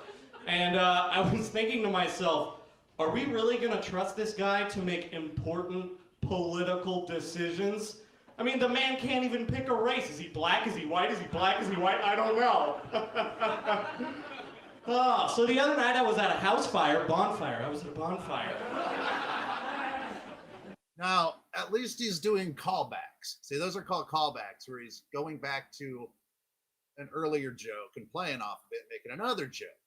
All right, now typically that's funny, if the joke was funny. But your wife dying in a fire, that's might be wishful thinking, but it's not particularly funny, is it? I actually forget the punchline to that one. I guess maybe I'm a little rustier than I thought. Hold on. Oh, yes, right. I wanted to talk about my mother. Any of you have one of those? I want to play you a very funny voice message that my mother left me the other day. Hey, DJ, can you hit number 1 on my phone to play that message, please? First voice message. Hey, Larry, it's Cheryl. You know, the happiest newlywed on the whole planet, Cheryl? Yeah, that one. I love you so much, Larry, and I just wanted to say that I'm pregnant. You're gonna be a dad. Can you believe it? Oh, and also it smells a little bit like propane in the house. Maybe you could take a look at it. I'm gonna take a nap on the couch. Talk to you tonight.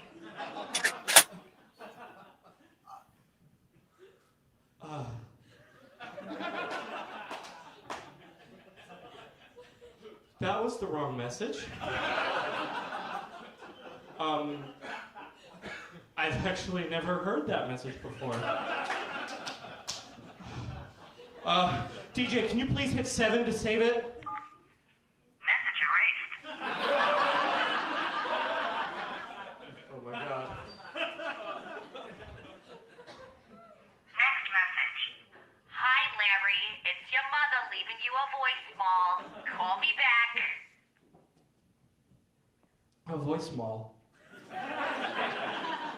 She called it a voicemail. That's hilarious. I wonder what kind of things you buy at the voicemail. I imagine probably different voices of many varieties. Here's an impression of my wife. My beautiful, sweet wife. after purchasing an Australian accent at the Voice Mall. Honey, can you change the channel? I don't want to watch the football game. Football game? What are you talking about? This is a soccer match. Better hurry. I wish I was still alive. Me too. Honey, change the channel. I want to figure out what race Colin Powell is. Thank you very much. That's my time. Wow. He definitely wasn't the worst. That's for sure. But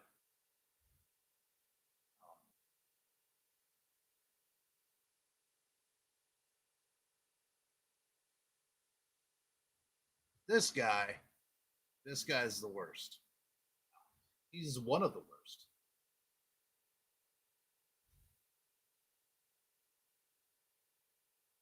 I think this is a guy that makes jokes about his. All right. Yeah, it is. Okay, here you go.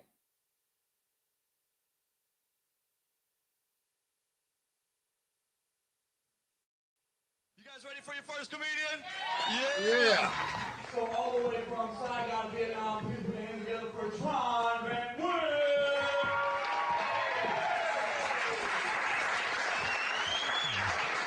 Boy, look at all the good-looking people in here, huh? Boy, it looked like a fashion shoot. Take a picture and send it to a fashion magazine, you know?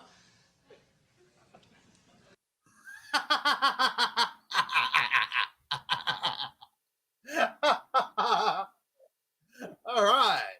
Way to start it out. I like that. Okay. Knock, knock.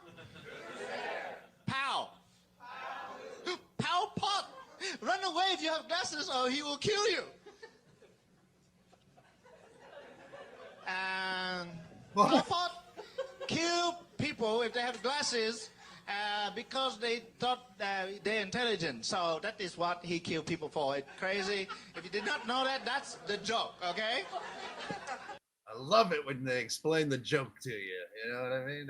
Okay, now I know. What the fuck? At the supermarket, so many choices in America, right?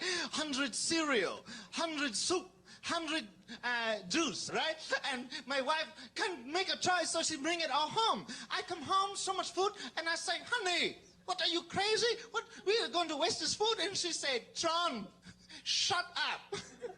She's such a bad wife.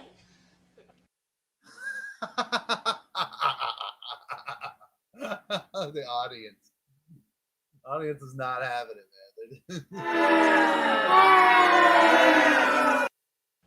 Seriously, I have to think I'm going to have to kill her. No, I won't kill her. So I came to America by boat, okay? Like refugee, very dangerous, okay? This is not funny, this is real. I also lost some family member on the boat. I lost a son, my only son. I also lost 2 daughters, but one daughter, she lived. But why is it always the bad daughter that live? You know, she does not eat, never eat. You know, in America, she so much food and still not eating. And I say eat, and she gets skinny and skinny. Find out she had AIDS. No, she does not have AIDS. I'm kidding, but she does not eat. Look at these people. These people are mortified. Okay, then I'm trying. All right. Great set. Nice.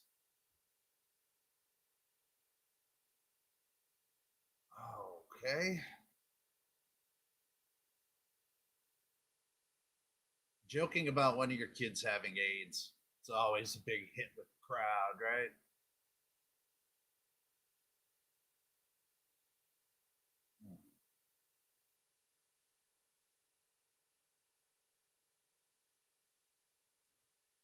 Here. Just for a break. I've still got more. Just for a break for a second.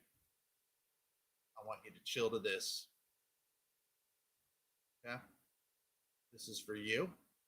This is for all of you.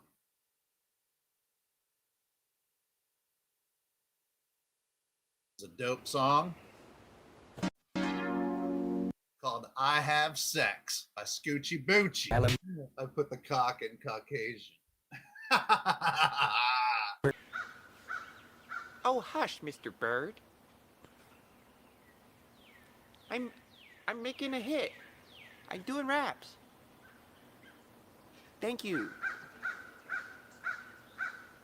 New album, Lost City of Atlantis. Atlantis. Get it? It's hot. It's a hot track. Scoochie Boochie. Check them out. It's awesome. Dog eats lizards all outside. Salmonella poison. Yeah. But dogs can't get salmonella. You're lucky. They're lucky.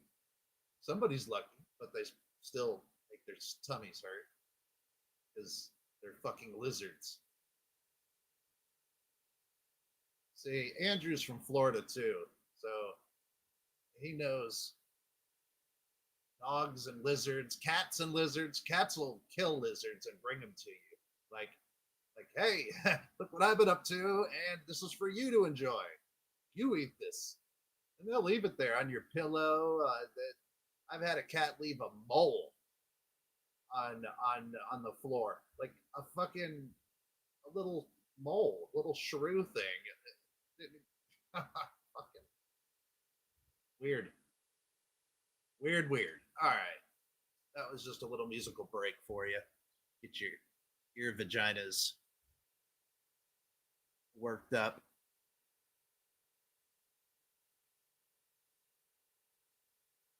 Now back to some terrible company.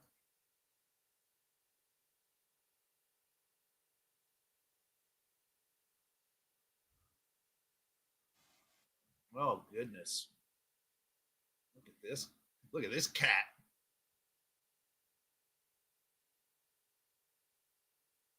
Alright, once again, we're about back to the stage.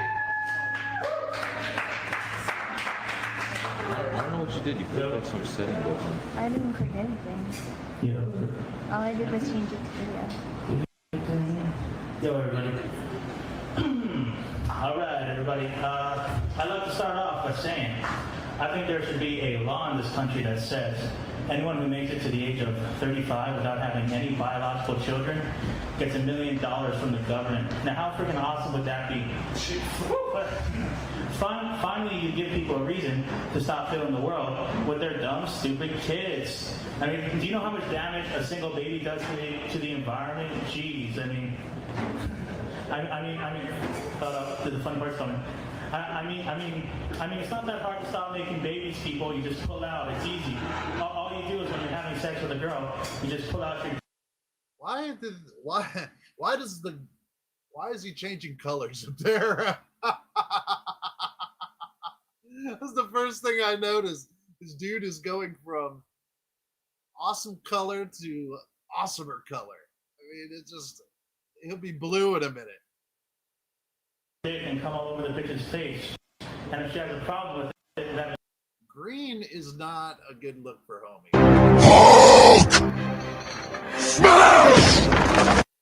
She doesn't care about the environment. I mean, I messed up the delivery on that one. But okay, more jokes. It looks like Veruca Salt whenever she was turning into a blueberry on Willy Wonka's chocolate factory. Is that what it was called? Willy Wonka's. All I remember is the Great Glass Elevator. I'm getting tired of pedophiles, man. They're on every television channel now. You can't turn on the TV without seeing them. Anyone seen that show, Catch a Predator, with Chris Hansen? Tell me now, is that show not the worst publicity ever for white people? You got white guys walking through the door like, hey, how's it going? I'm here to fuck an 8-year-old. I got juice boxes and condoms in my back seat. And could they just please move that show to a black neighborhood just one time? That's all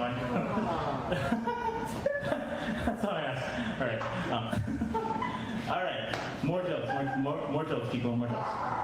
Oh my God, this is painful from what I can understand. Yeah, he made a Chris Hansen joke about being a child predator.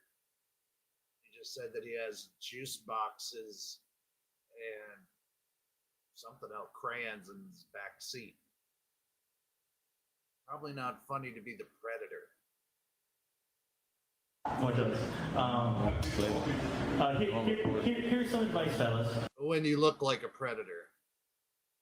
Pretty sure he's that one guy that showed up with a pizza on Chris Hansen's NBC's Dateline. You never want to. Here's some advice, fellas. When you're with your lady, you never want to look at another girl and make it obvious. She'll slap the hell out of you like, what the hell? Are you just looking at another girl's butt? No, I promise, never do such a thing, you know. But what you gotta do, fellas, is take my advice on this. You gotta be clever about this shit. If you just wait, fellas, your girl will eventually, unknowingly, help you out on this. She'll be like, oh my God, that's so disgusting. That girl's barely wearing anything at all. What? Where? Oh, you're right. How can she wear that? That's just degrading to women. The way her boobs are falling out like that, that's just wrong. Hold on 1 second, honey. I'm gonna go over there right now. I gotta go over there right now and explain to her that is not appropriate. No, it's not appropriate to be wearing that. No. But I got more jokes, people. Thank you for. I just want to move this thing up. There we go. Boom. More jokes incoming right now. Okay. Oh, that's the second time he's had to say more jokes incoming now. What? I haven't heard one goddamn joke. And is that a tie? You have a tie on? Very peculiar. He's got cargo pants on that are the same color as his overshirt. What is going on here? This guy's killing me. Let's move on to the next person.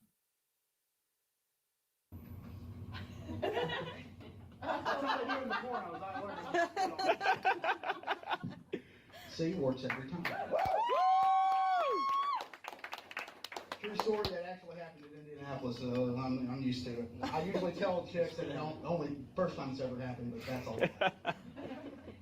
Well, transgenders, man, they're taking over. I've worked with a transgender chick trying to transgender into a male. It gets agitated when I don't call it he.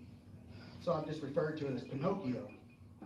And she's not very well seasoned in the Disney aspects of things. She more likes football now, or she's trying real hard to be a guy. And I told her, I said, Pinocchio, it makes sense. She's like, why do you keep calling me Pinocchio? Pinocchio? I'm like, because one day you want to be a real boy. I love disabilities too, man. Disabilities are great. I don't have any, but I love them. Like, deaf chick with a hair lip, probably one of my favorite disabilities ever. Could you imagine the conversation between a deaf chick with a hair lip and her mom? Like if the mom says, I need you to go to the fish market and get 2 pounds of mackerel. So she goes, and she looks at, and you're looking at me awful weird. Don't worry, lady, it's just a joke. I'm really not like that. I don't kill babies. I tell jokes. It's cool. I choose to tell dead baby jokes. You choose to wear that top. It's cool. But deaf chick with a hair lip will go to the fish market. She's like, excuse me? Do you have a pen and paper, anything you can write on? No. Well, you need to just come back when you can talk to me. How did she answer? And she's deaf. So she'll go home. Mom will be like, there's some obvious hole in this joke. Because he got an answer from a deaf girl. Maybe she read his lips. He should have threw that in there. It's not like it's not a long joke anyway. Don't care how you get it. Just come back when you can. So she'll go back. And it's too dang empty. Guy's like, I don't know what you want. I got it. This is fucking much, guys. I'm sorry. Needless to say, before I completely get off of here, and I'm sorry to the people I offended. Can't take a joke. It's cool. 2018, guys. You've heard worse. But, moral of the story, she puts her finger in her vagina, puts it up against the guy's face. He says, holy mackerel. She said, yeah, and don't 2 pounds. But, since you guys don't think that's funny, that's cool. I appreciate it. Other venues will take me. It's cool. I love all y'all. I hope all y'all love me. Probably don't, but it's cool. Give me a round of applause. You got your hands ready. Woo! Wow. That made me feel bad. That was like getting punched in the solar plexus. I mean, it's one thing to joke about, right? Like a deaf person with a hair lip, if that exists. But to then finger said handicapped person in the joke is probably not a good idea. Yeah, you know what I mean? Probably bad idea. You should probably scratch that out of your notepad.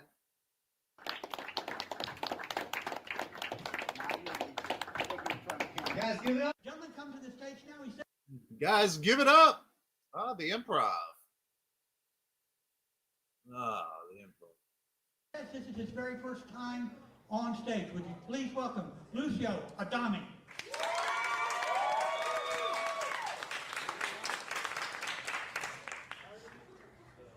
Thanks, Grandpa. That's funny. How's it going, everybody?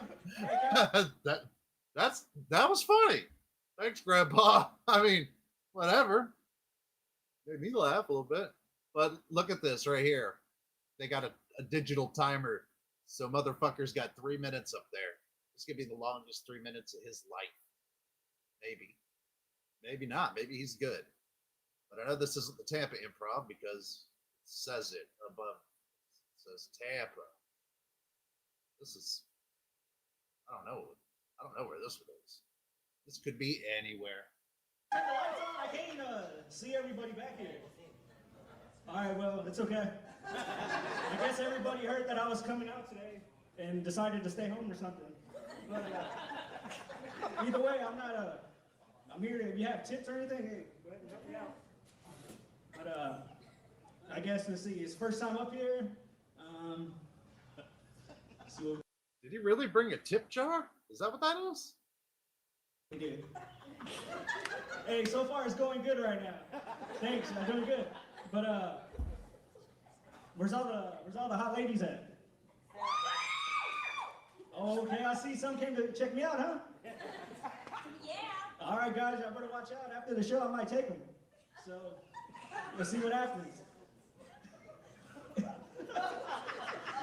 Ladies man too. He's not telling jokes. He's just being honest. He's just telling you what he's going to do for the rest of the evening. That's all. That's all this is. Hey, I don't know. I'm just going with it. But, okay, we're good right now. All right. Yes, it's kind of bright up here. But either way, before I left the house, I was talking to my daughter. She's like, Daddy, where are you going tonight? It's like, oh, I'm going to go to somewhere nothing for adult people. You know, she's like, I want to come too. I'm like, no, you can't. But either way, I told her a couple jokes and she was like, Daddy, you're not that funny. I was like, why?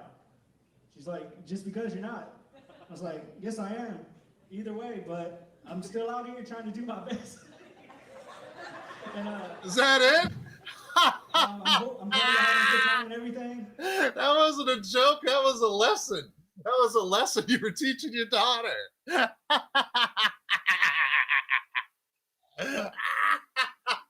You're not that funny, Dad. Yeah, but that's how I'm trying to make a living. And at least I'm up there trying. Doing my best.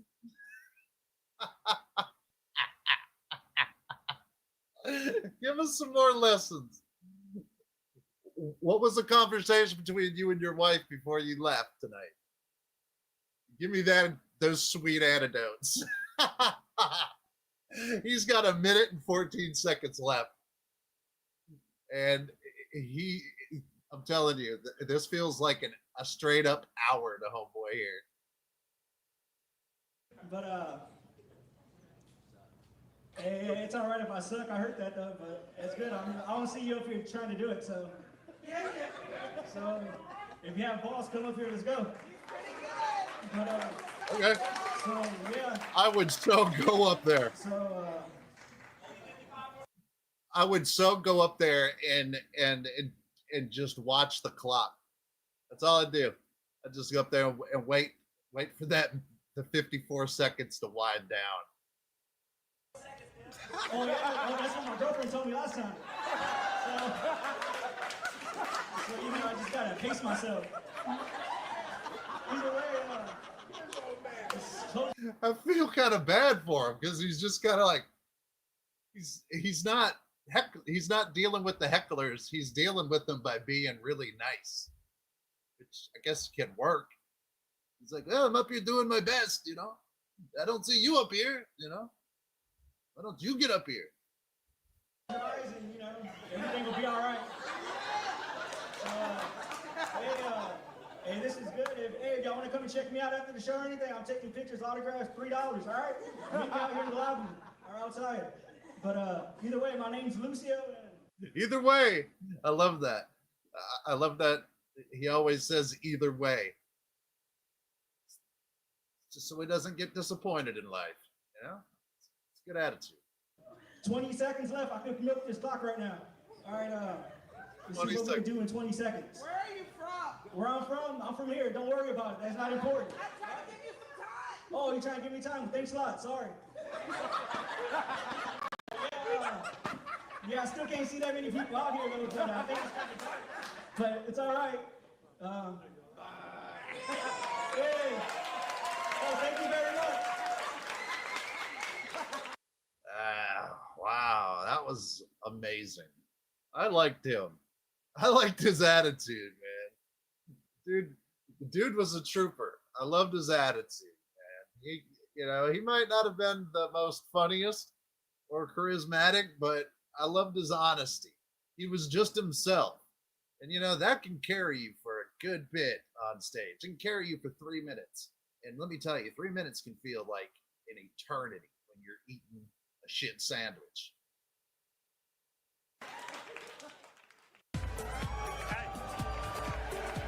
Everyone. Hey. Speaking of shit sandwiches, we got a walking one right here. Hey. Welcome to F8. We're gathered here at the second biggest event called F8 this week. And, we probably should have seen this one coming after, Fast and Furious 7. Didn't. It's our bad. Now, while we don't have The Rock here today, we do have the tech equivalent, David The Rock Marcus. And while we may not live our lives a quarter mile at a time, I know at least some people here live their lives 1 quarterly earnings at a time. All right. He's killing it. He's killing it. You want to know why? Because the audience gets paid by him. And do you think if anybody was to heckle him right now that they wouldn't get a big Facebook dildo rammed up their ass? All right, bear with me. I got one more for you. No. All right. No. While Fast and Furious's tagline is "Never give up on family," ours is similar: "Never give up on the family of apps." All right. Oh, that's good. That's a good one. Who's the writer? Who wrote these clever jokes? Clever shit, man. Never give up on the family of apps. That's I'm never gonna forget that. Now, to be honest, I think Fast and the Furious 8 won that one.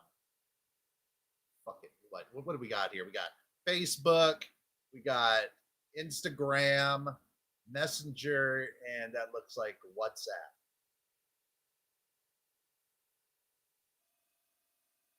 Jesus, and he's laughing about it too. Not as catchy. Not as catchy. I could just keep going. I wrote like 6 more of these, but I understand that some of you are here to see it. Give them to us. You suck. I can't help it. All right. Last month, I wrote a letter on building community. I have it here. And it's long. It's like 6,000 words. And, you know, I'm not sure if all you guys got a chance to read every word of it, so I figured maybe we just start by reading it to you right now. All right. He's fucking hilarious. I'll tell you what. I don't even use. I've used Instagram long enough to set up an account. But now after seeing this, I'm gonna quit neglecting my family of apps. This dude's a fucking laugh riot. All right. In all seriousness, our hearts go out to the family and friends of Robert Godwin Sr. And we have a lot of work, and we will keep doing all we can to prevent tragedies like this from happening.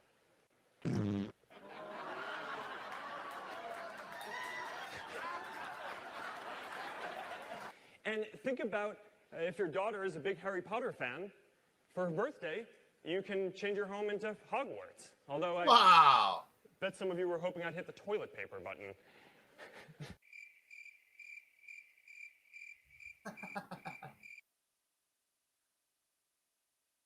You can add a lot of bouncy balls.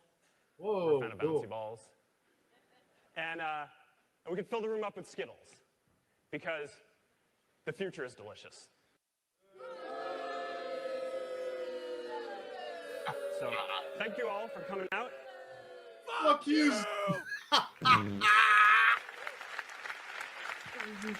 Stole it Since it seems to be like sharing other art forms. Totally stole the fuck you right out of my goddamn mouth. Hoax! What's up, homie? I'll throw you a timbal now while I paused it. Hey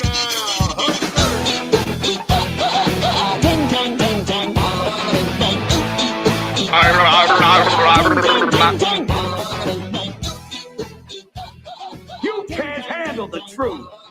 I eat breakfast.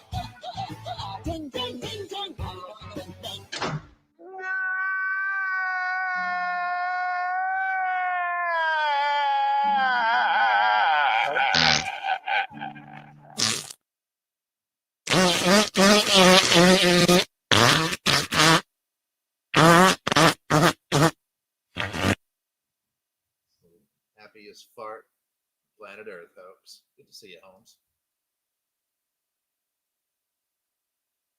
Amelia Romoff.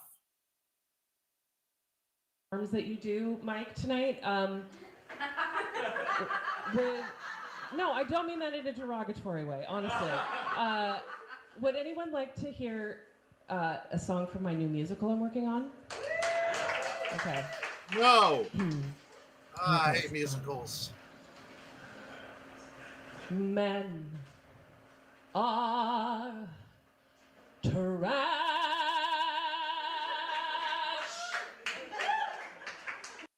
Oh, great. She doesn't like us, men. Can I get a collective groan from every man on planet Earth that we have no chance of ever having her grace us with her beautiful personality? We're trash. Men are a bunch of trash pandas. Always humping something. Men are trash. Good Lord. Sometimes I want to kill them all and sell their parts for cash. The musical's called Vampire Feminist. Hey, thanks for sticking around. Thanks so much. Thank you. Clap for us, please. We're approaching the end of the night at the Baltimore School of Music year-end recital. Yeah, of dance. Is what you meant. Thank you so much. How's everyone's late May, early June going? Oh, yeah. My name's Cole Barton. I'm a 9-year-old. Hi, my name's Claire Pellegrino. I'm also a 9-year-old. We're siblings. The same age, born Same the same day. year, same day, not twins. Not twins, though. Don't think We have the same fathers, though. Yeah.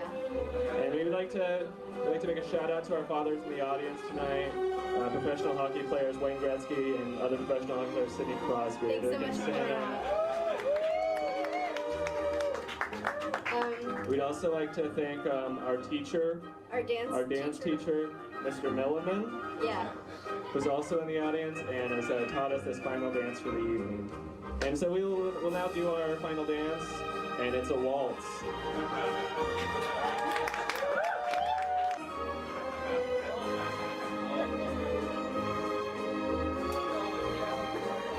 Excited for the big finale jump!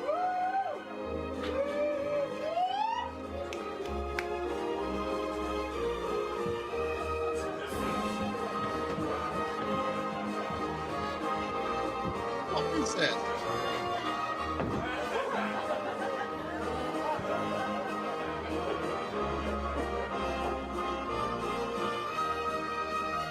Nick, remember, close your ears. This first poem that I'd like to do for you is called Bear Grylls. One time, I was hitchhiking. I didn't have any money and I was really hungry. Walking through a parking lot, I saw a used condom on the ground. A voice in my head said, "That's protein!" What? I did not pick it up or eat it. But it's really good to know that I'm a survivalist. Guys, at least once or twice a day, I whisper to myself, now's my chance.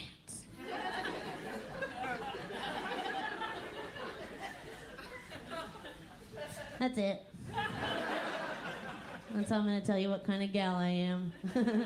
It's the kind of person that has to positively reaffirm herself with little phrases throughout the day. Now's my chance. Now's my chance. What I didn't tell you is that immediately following, 2 to 4 seconds later, I whisper, oh, fuck. I missed my chance.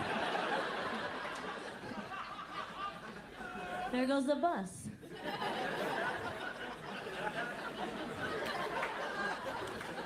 It's not a man or a job. It's just a bus. Feminism gets a bad rap, right? I think that a lot of people misunderstand it. Because at its core, it's a great ideology, right? Equal rights for all genders. Nothing wrong with that. But a lot of people think it means that women are going to seize control of society, subjugate men, dominate them. And to be very clear, that's not what feminism means to most people. While also being very clear, that's what it means to me. Yeah, that's right. What's so cool is we didn't even come up with that. We were like, please just pay us the same for a shitty job. And men are like, what, you want control of society? We're like, oh my God, you're so smart. Another great idea for men, thanks. I love it. And I don't know if you guys know, but we like to get a little buck wild down at our comedy shows. I was hosting an open mic once, and a drunk Duck Dynasty dude decided that he wanted to try out comedy. And instead of shaking my hand, which is customary, he grabbed it, forced it up, and then licked the entire top of it. Thank you. That's the correct reaction. I feel like some people get like sexually turned on when I say that, and that is not appropriate. So this guy spent his first whole minute talking about all the sluts he fucks. You know, the kind of sluts that give you the sores in your mouth. Might I remind you that about a minute prior to this, he licked the entire top of my hand. Yeah. Thank God he was probably joking. Stand-up comedy, not stand-up honesty. Come on. Yeah. He then had 2 whole minutes all about being real good at sucking asshole. What the fuck? Yeah. Who calls it that, by the way? Oh, you guys are sucking asshole crowd? Sorry. Wrong room. Sorry, Bellevue. It's fun though. I recently went home to Albuquerque to visit my My grandmother had colon cancer, and apparently one of the symptoms is that you pee all the time. So now whenever I drink too much water, I have to worry about whether I'm pregnant or have ass cancer. Usually I just have to pee, but you never know. I forgot that I was supposed to meet up with someone on Saturday, and I realized that today, on Wednesday, because they liked one of my pictures. And I'm like, damn, I feel like I need to apologize. And while I was like considering whether or not I was gonna apologize, I was scrolling and saw a picture of them and was like, shit, do I apologize and then like their picture? Do I like their picture and then apologize? Do I like their picture and not apologize? Do I not do either?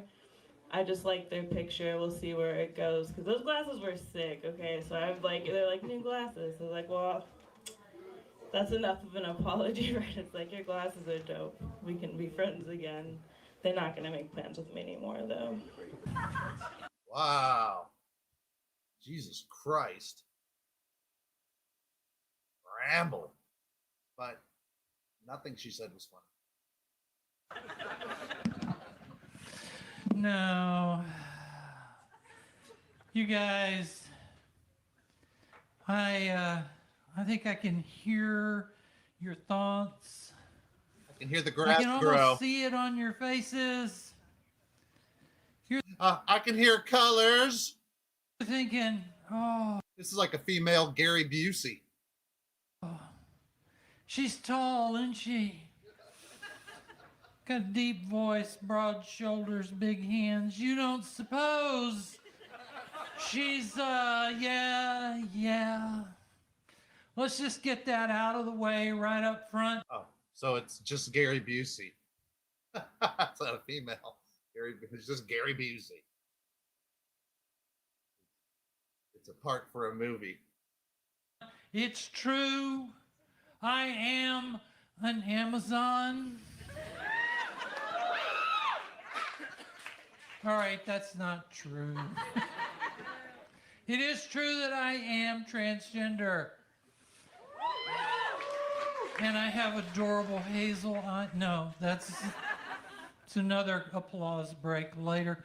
I've known all my life that I should have been born a girl. I wasn't. And no one else knew that until about the time that they started asking me what I wanted to be when I grew up. And I found out that pretty was not an acceptable answer for a little boy. Right now for Wasim. Wasim, give it up, you guys. And you know what, though? And I'll be honest.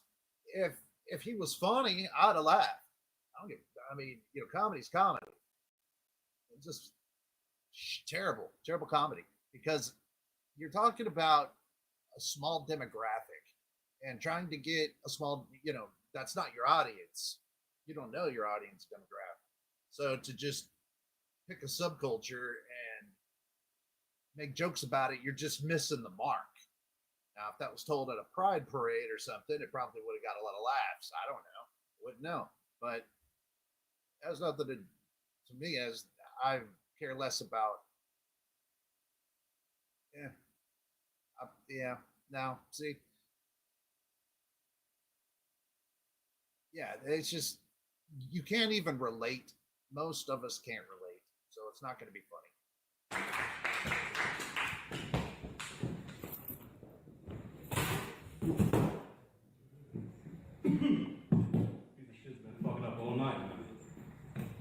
Hey, what's going on?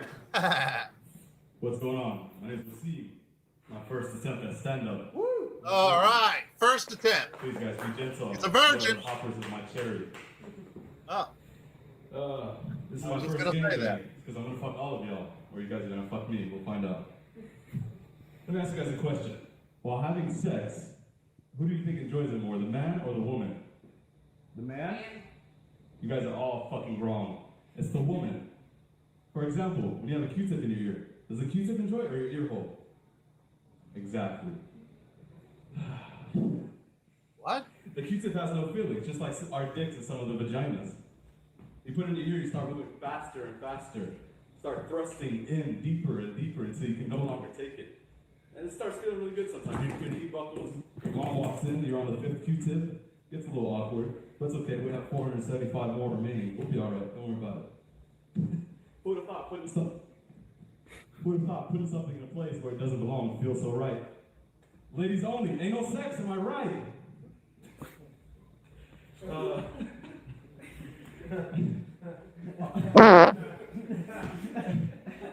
I was recently talking to a lady who majored in psychology. I asked her out to dinner, and she said, "I'll keep you in the know." I didn't know if she was messing with me. Was it no as in K-N-O-W or no N-O? I still don't know. She never did let me know. So I guess that was a no, N-O. Somebody laughed? My mom would always throw her flip-flop at me when we were younger.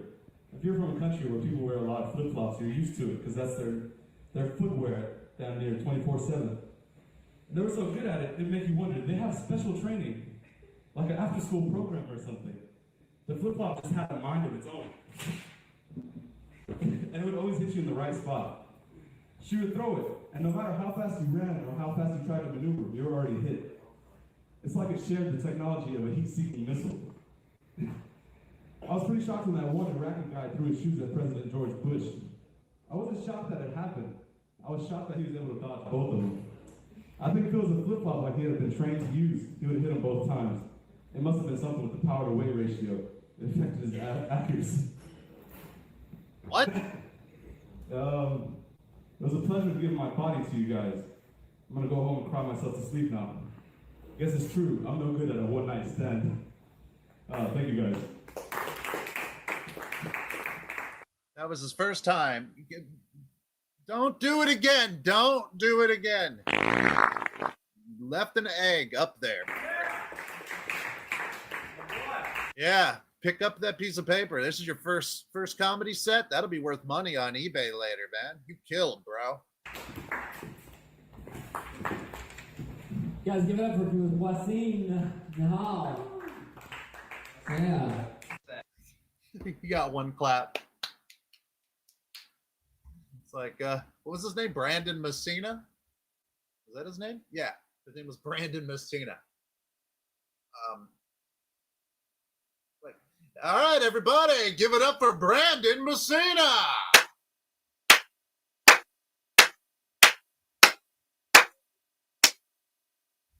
Thank you very much. You suck! You're no talent! Hey, he had talent. He had balls. He got up there, right? It's not an easy gig. Uh-oh. Give me 1 second. What is that? Oh, this is in Texas. Texas usually has some funny comics. They usually do. And at, and in Arlington. Usually funny people come from there, honestly. Spent a lot of time around a lot of Texans, and every one of them have this weird sense of humor. Let's see if it carries over here. Probably not. More than likely not. Oh, Lord. Fuck. Here we go. All right, so, shit. I got with a girl. She fucked me pretty instantly. What? So, yeah. I, just got laid like 10 minutes ago. And then I took a shit. Good to see y'all. She was like, "You want to smoke?" And I was like, "Yeah, I'm down." And we fucked. Fucked the first couple times of meeting. Wow. It was cool. I was really into her. She's beautiful. She's Latina. Damn. I know. And that was. I remember the Latinas, man. I remember. Wow. That was it. First meet. This dude's a pimp. Baby, right there.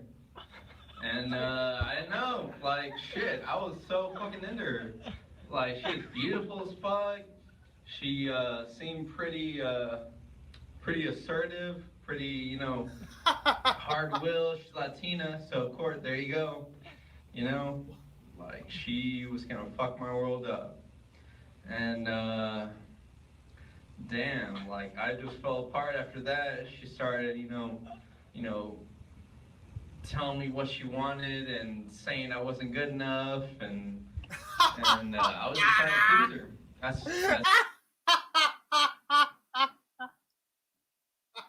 This is just this dude. This dude's just telling you what happened. What just happened the other day. He's not telling jokes. He's just talking life.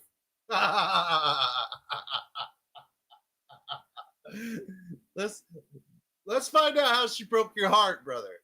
I'm sure it happened. Let's hear it. That's me. I'm a good guy. I'm a nice guy, and shit. That was it. I became her bitch. And damn, I have kept that title for about a year now. We got a baby, 6 months. It's fucking tough. The baby is fucking beautiful. The only reason I'm fucking standing today, it's hard though. It's fucking hard. I'm just trying to still please her. She's still, you're not good enough. My dad's a fucking construction worker. You don't know work, bitch. You don't know shit. You can't do shit. You don't have any motivation to do anything. You just get these fucking high school jobs. And I'm just being me. I'm just living. I'm just LIVIN.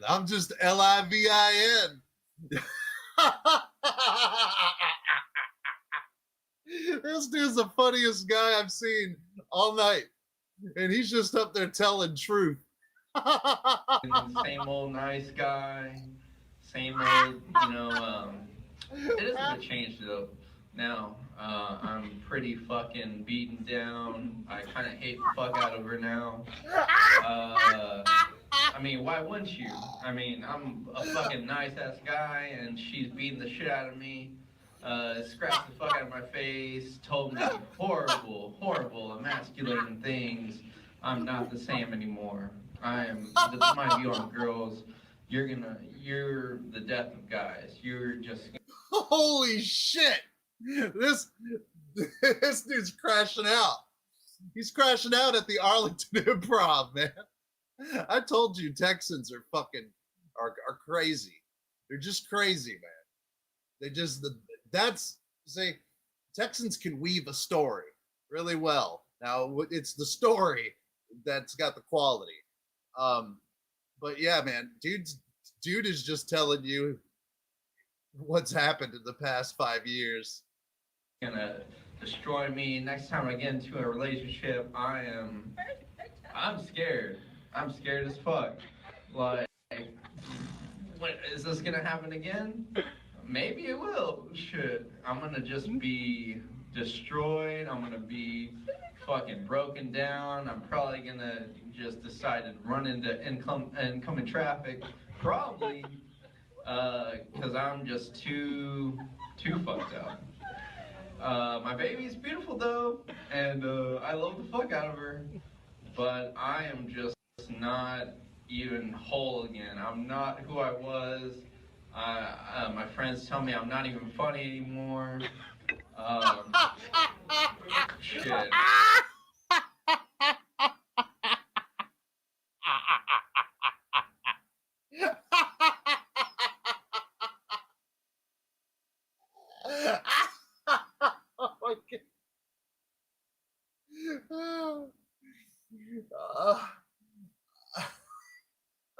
Oh my God. I am just a broken man, and I don't know what to do. I'm just trying to get a job. I got a shitty ass car wash job right now. She's still going on. Still, you're a bitch. You can't do shit. You still got these fucking high school jobs. And I'm horny as fuck though, and I like beautiful older women. I like beautiful thick legs, beautiful big breasts. I like to go with an Asian or a black girl. That's fucking genius. I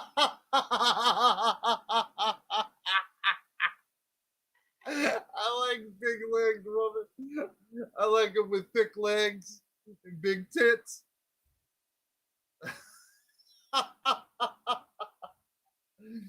And I love the feel of 10-penny heels crushing my testicles. Oh God, that guy was a trip.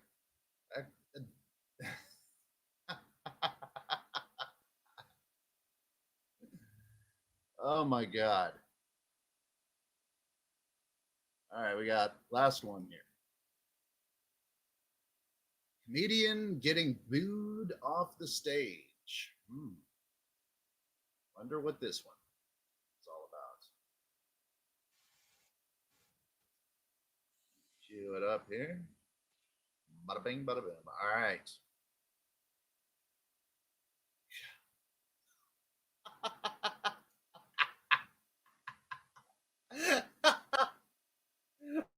I'm just a nice guy. I'm just a good guy with a shitty wife. She emasculates me. She tells me I'm not good enough.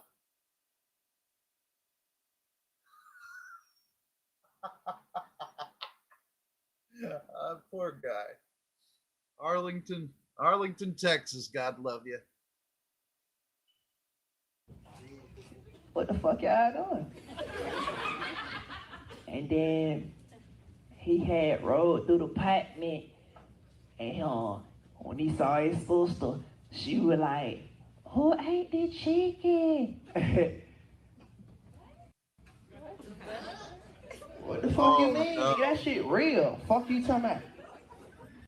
Oh man, no offense, but if a black comedian can't make like usually there's so much energy in a black crowd, and this looks like a predominantly African American crowd, and to get them silent is that's hard to do, but dude nailed it, and dude's going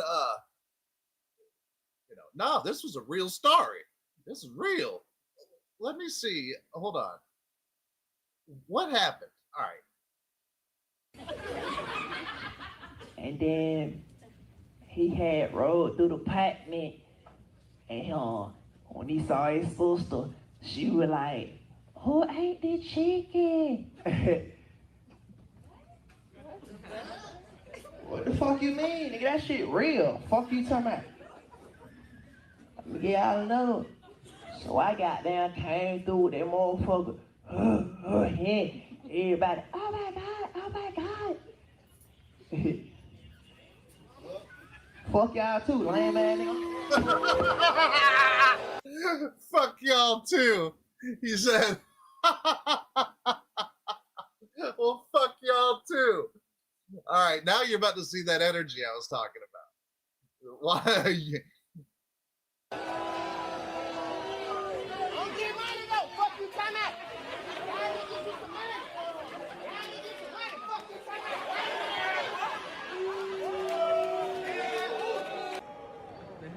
Okay, anonymity, that is the act of being anonymous. Okay? Thank you so much for raising your hand. There's so many motherfuckers that want to know what the word means. You're the only one to raise your hand. How many of y'all broke in here? By round of applause, how many broke people? Good, so y'all can relate to this shit right here. Because I'm telling you, I've been broke for so long, man, I forgot what it's like to tell people to keep your change. I'm saying, you go to the store, you buy something that costs 99 cents, you give them $1 and you wait for that change. Cause that money add up, don't it?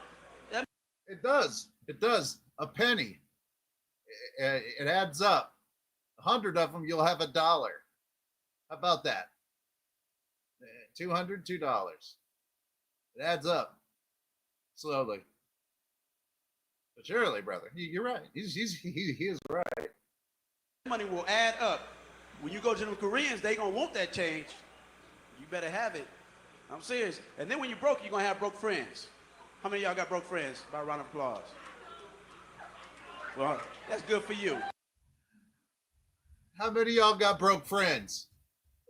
Let me hear by the sound of the applause. Oh, all right. Well, good for you. He said good for you. Well, good for you. You got any broke friends? Well, that's good for you. Good for you. But see, when you got broke friends, they're going to keep you broke. All right? This on TV, we ain't booing. All right? We ain't booing. I know it's late. They're going to edit this part of the show. It's late. Y'all been all night waiting. I've been waiting too. So just be patient if y'all don't mind. All right? Appreciate that. Thank y'all very much. Because I am funny. I did these jokes last night and they worked. All right? They're just late. They're just late. I know my jokes are funny. I did them last night. And they worked. They're just a little bit late right now. All right? But we're going to work it out. So y'all still with me? Uptown, y'all still with me?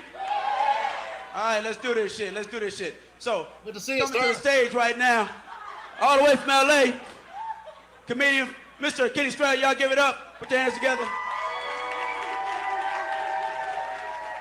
But you know, when you're broke, you're gonna have broke friends, y'all. So y'all ain't right. Y'all ain't right. Y'all make a nigga want to just change a career in a minute. You know what I'm saying? So anyway, y'all make a man want to change his career. Is that what he just said? In a minute. You know what I'm saying? What? Y'all make a nigga want to just change a career.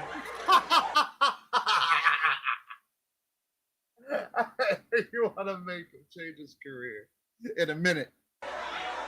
In a minute. You know what I'm saying? So anyway, I'm gonna work this shit out. Y'all ain't gonna run a nigga off stage. Fuck that. I'm from LA. You gotta been through worse shit than that. Fuck that. Oh shit. The crowd's turning. We gonna roll this. You know what? I tell you what. We gonna come back on the next tape, and y'all have a good night. Oh. The liberals won't be nice to Trump, but when he was in the hospital, I went through a candlelight vigil for him. Well, we set fire to a Wendy's, but it's similar. It's a thought that counts. What is this?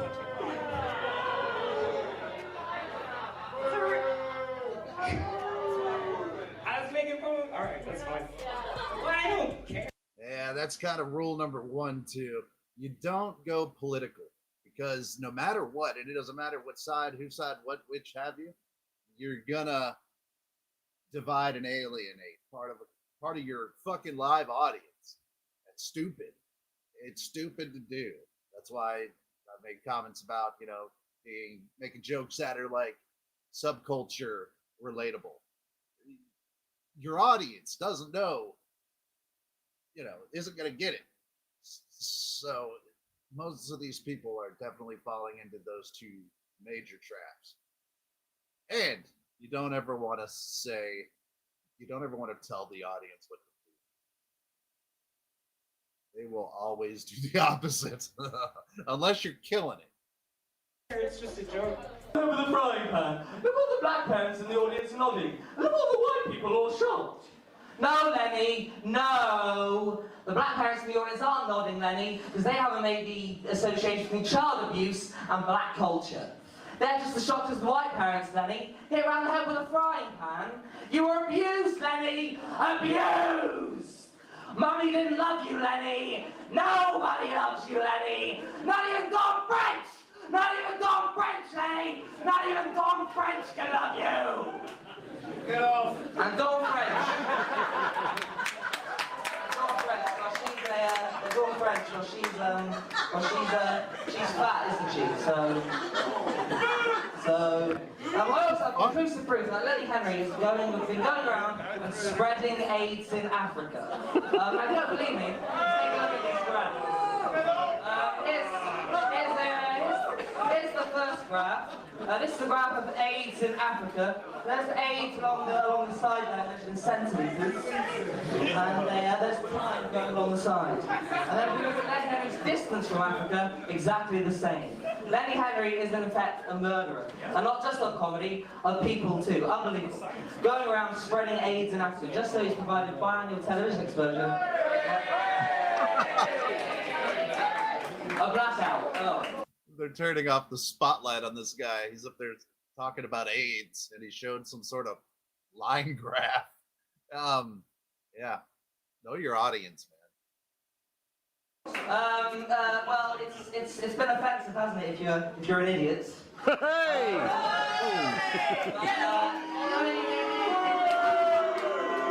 I was quoting a word. Thank you very much. You've been lovely. I've been lemon. Hello. Go for it. Man, I'm nervous. Don't be. That I can already tell by the audience. They're ready to laugh. They're ready to laugh. And who's this? Mason Pryor? Is this must be Richard Pryor's son? I didn't know he had a. But anyway, I noticed the audience is ready to laugh. Let's see if they're gonna eat it up or shit it out. I can literally hear my dad up in heaven right now, like, boy, you better not mess this up. A lot of crazy stuff going on right now. Donald Trump is president. Nah, call. See, instantly, you take people's minds out of wanting to laugh into now having to feel like some are gonna boo, again, why are you fucking with your audience, man? You got one job, make them laugh. I guess you could piss them off too. Calm down. I'm not as mad as Facebook is. You read the messages. Oh, Donald Trump, that's the worst president ever. I'm not the smartest man, but 400 years of slavery and not one of them presidents made the cut. And the worst part is, I feel like I understand really what's the problem with Donald Trump. Everybody here in America knows the code. If you get caught cheating, you gotta cut your side thing loose. Donald Trump's still on the phone at the White House talking to Russia. Hello? Hey, no, I want to talk to my man right now. You go get my Putin. Is that you, my Putin? I love you so much. I love the way you smell. I love the way your name comes off my lips. Boom.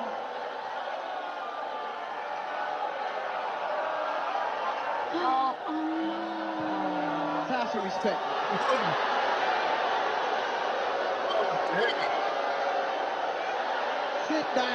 Sit down. Y'all not gonna move me. No, sit down. Wow, that was rough. What do we got here? What do we have? Is this? Looks like Corey Feldman. Okay, I'll do another one. Jeez, you people. I wasn't prepared for an encore, so,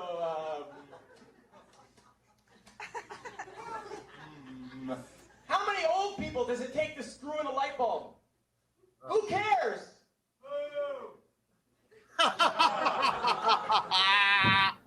He's gone. He's done. And somebody in the audience will be like, hey, do Homie the Clown. And he's like, look, I just want to do my jokes. And someone else goes, hey, do Homie the Clown. He goes, I really don't want to do it. And the guy said, Homie the Clown, Homie the Clown. He goes, guys want to see Homie? They're like, yay. And then he farted in the microphone. I never seen somebody do that. And he said, Homie don't play that. He dropped the mic and he walked off stage. I don't know what's going on, he's drunk or something. I fucked up when I left my show. You know why? Because my show only has to be 22 minutes of television. I could have went on television, I could have read the phone book for 22 minutes, and I would have got $50 million. I should have done that shit. But my ego wouldn't let me. But tonight is different. Tonight my contract says 25. Yeah, No, it's not funny. And this is one of the funniest men alive. I mean, I haven't followed him for quite some time, but the old Chappelle Show is some of the funniest shit ever. But yeah, nobody in that audience wants to hear that you could have got up there and read out of the phone book and made $50 million. Nobody wants to hear about your contracts. Nobody wants to hear you up there bragging. And he looked, and I think I heard them say he was drunk as shit. So we'll see how it goes. 5 minutes, and I only have 3 minutes left. And when the 3 minutes is out, my ass is gone. I'm going straight to the bank and doing a night deposit. You can do that now.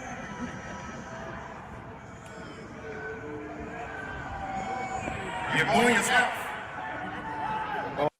Even the greats get booed, man, huh? Damn. Oh wow, what a piece of shit. You are booing yourself. What a piece of Go shit. home and look in the mirror and say boo. What a piece of shit. And remember, this is how I feel about you. Piece of fucking shit. Fuck you. I'm the one that has to get the review in the paper tomorrow. This weekend, veteran news anchorman David Brinkley apologized to Bill Clinton for an election night commentary in which he called the president, quote, boring and uncreative. Admitted Brinkley, there was certainly nothing uncreative about the way you moved Vince Foster's body. President's a murderer. You didn't know that? Norm Macdonald would get booed a lot, but I'm a big fan of his. I just think a lot of people didn't find him funny. So, but this is a guy who had to learn how to deal with hecklers. And he was pretty good at it. But, yeah. So, anyway, this one meanders on. And I don't really want to see popular people kind of, because, I mean, every comedian has a bad night. Doesn't mean they're bad. Really? I said, nigga, that's the stupidest shit I've ever heard in my life. I don't give a fuck where you from. You don't get used to the cold.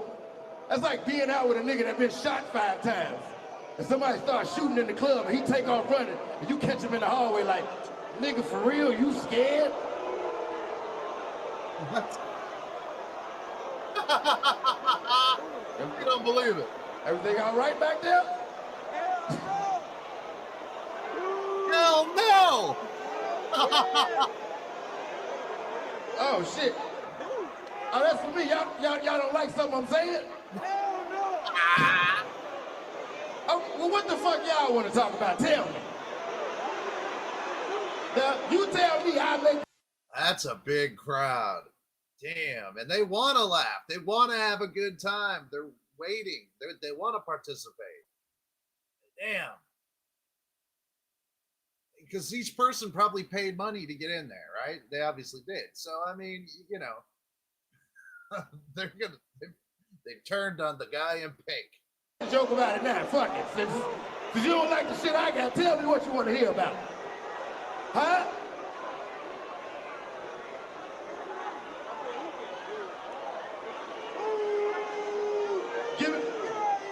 Give me. Get out. What? I hear people going, "Get out of here!" He's like, "Do what? What?" He can't believe it.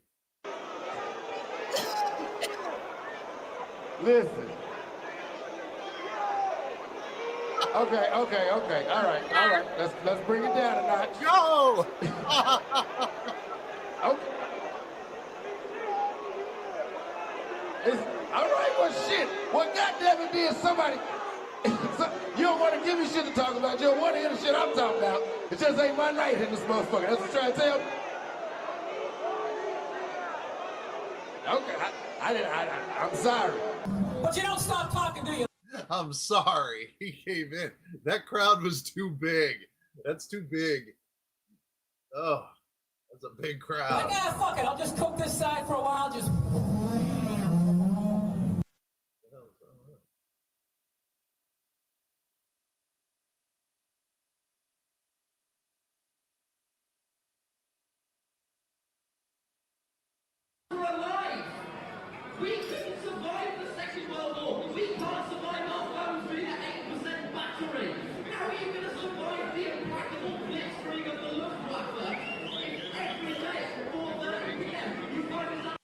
hell is this? Lord's Taverners giving young people a sporting chance.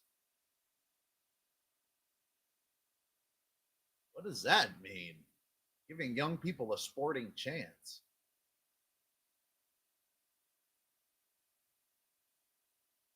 What's the Lord's Taverners? Anybody heard of that?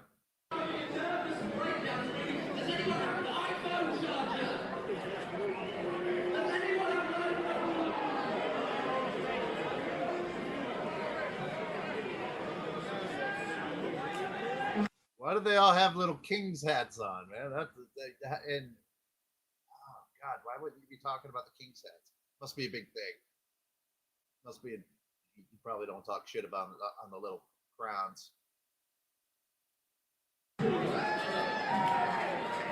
Where's his crown? Huh? I see the crownless out here. Listen. I think it's to my credit we managed to make it. I've managed to make 10 minutes here. Also, God, if you have to remind the audience how long you have left in your set, Jesus Christ, that's a bummer. All right, let's stop there.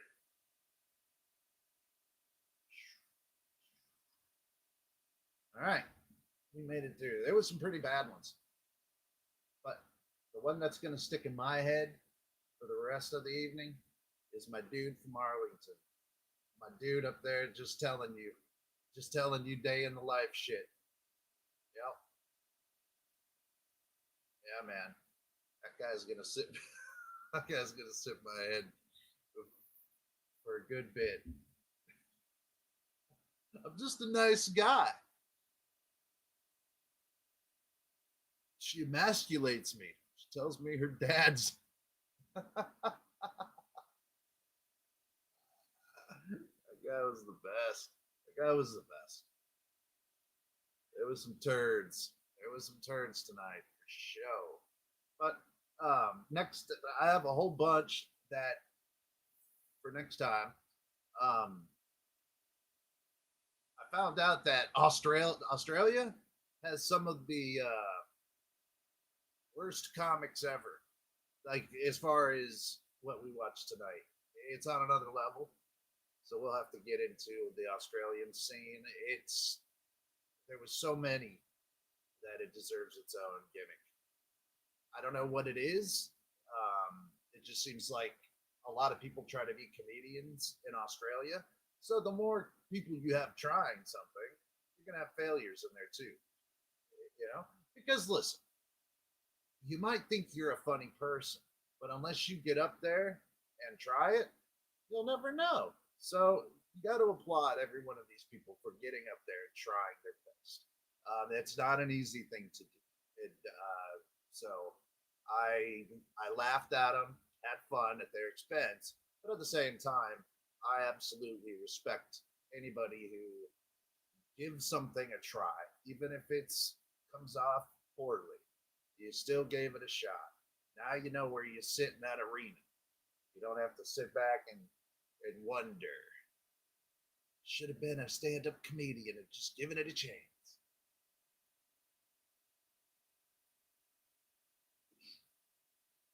Thanks for coming and hanging out tonight. It's good seeing you. I always love seeing you. You guys are the best. The best. And I'll see you Tuesday, I'm sure. Yeah, why not? But thanks again for coming. Love you. And have a wonderful week. Maybe I'll see you around. Maybe not. Who knows? I'm working on some stuff, so I'm getting clips and new stuff. So start refreshing the show a little bit. But have a wonderful evening. Let's go home. Let's go home. Sunday fun day. It's Sunday fun day. It's Sunday fun day. It's Sunday fun day. It's Sunday fun day. It's Sunday fun day. Yeah, yeah, yeah, yeah. It's Sunday fun day. It's Sunday fun day. Yeah, yeah, yeah, yeah. It's Sunday fun day. Whoa, whoa. It's Sunday fun day. Yeah, yeah, yeah. It's Sunday fun day. Yeah, yeah, fun day. It's Sunday fun day. It's Sunday fun day. It's Sunday fun day. It's Sunday fun day. It's Sunday fun day. It's Sunday fun day. Yeah, yeah, yeah, yeah. It's Sunday fun day. It's Sunday fun day. Yeah, yeah, yeah, yeah. It's Sunday fun day. Let's fucking go.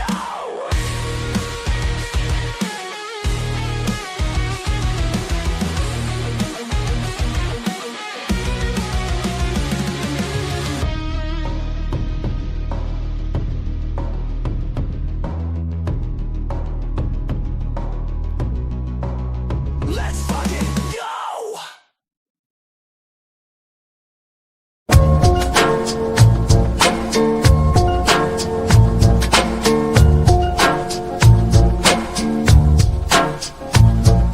Thanks for coming to the 420 show. It may be over, but you can still bask in its glow. We laughed, we chilled, we told bad jokes. Now it's time to say goodbye, but continue to come back for more and tell a friend. It's just for fun, and don't mean to offend.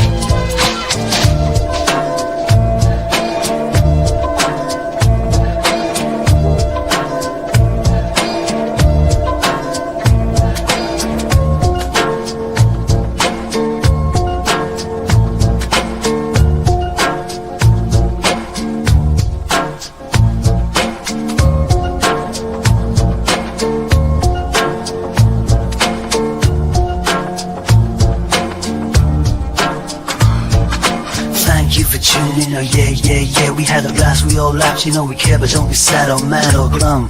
We'll be back for more next week, same place with all the fam, that's for sure. On our face, it's that to rugby.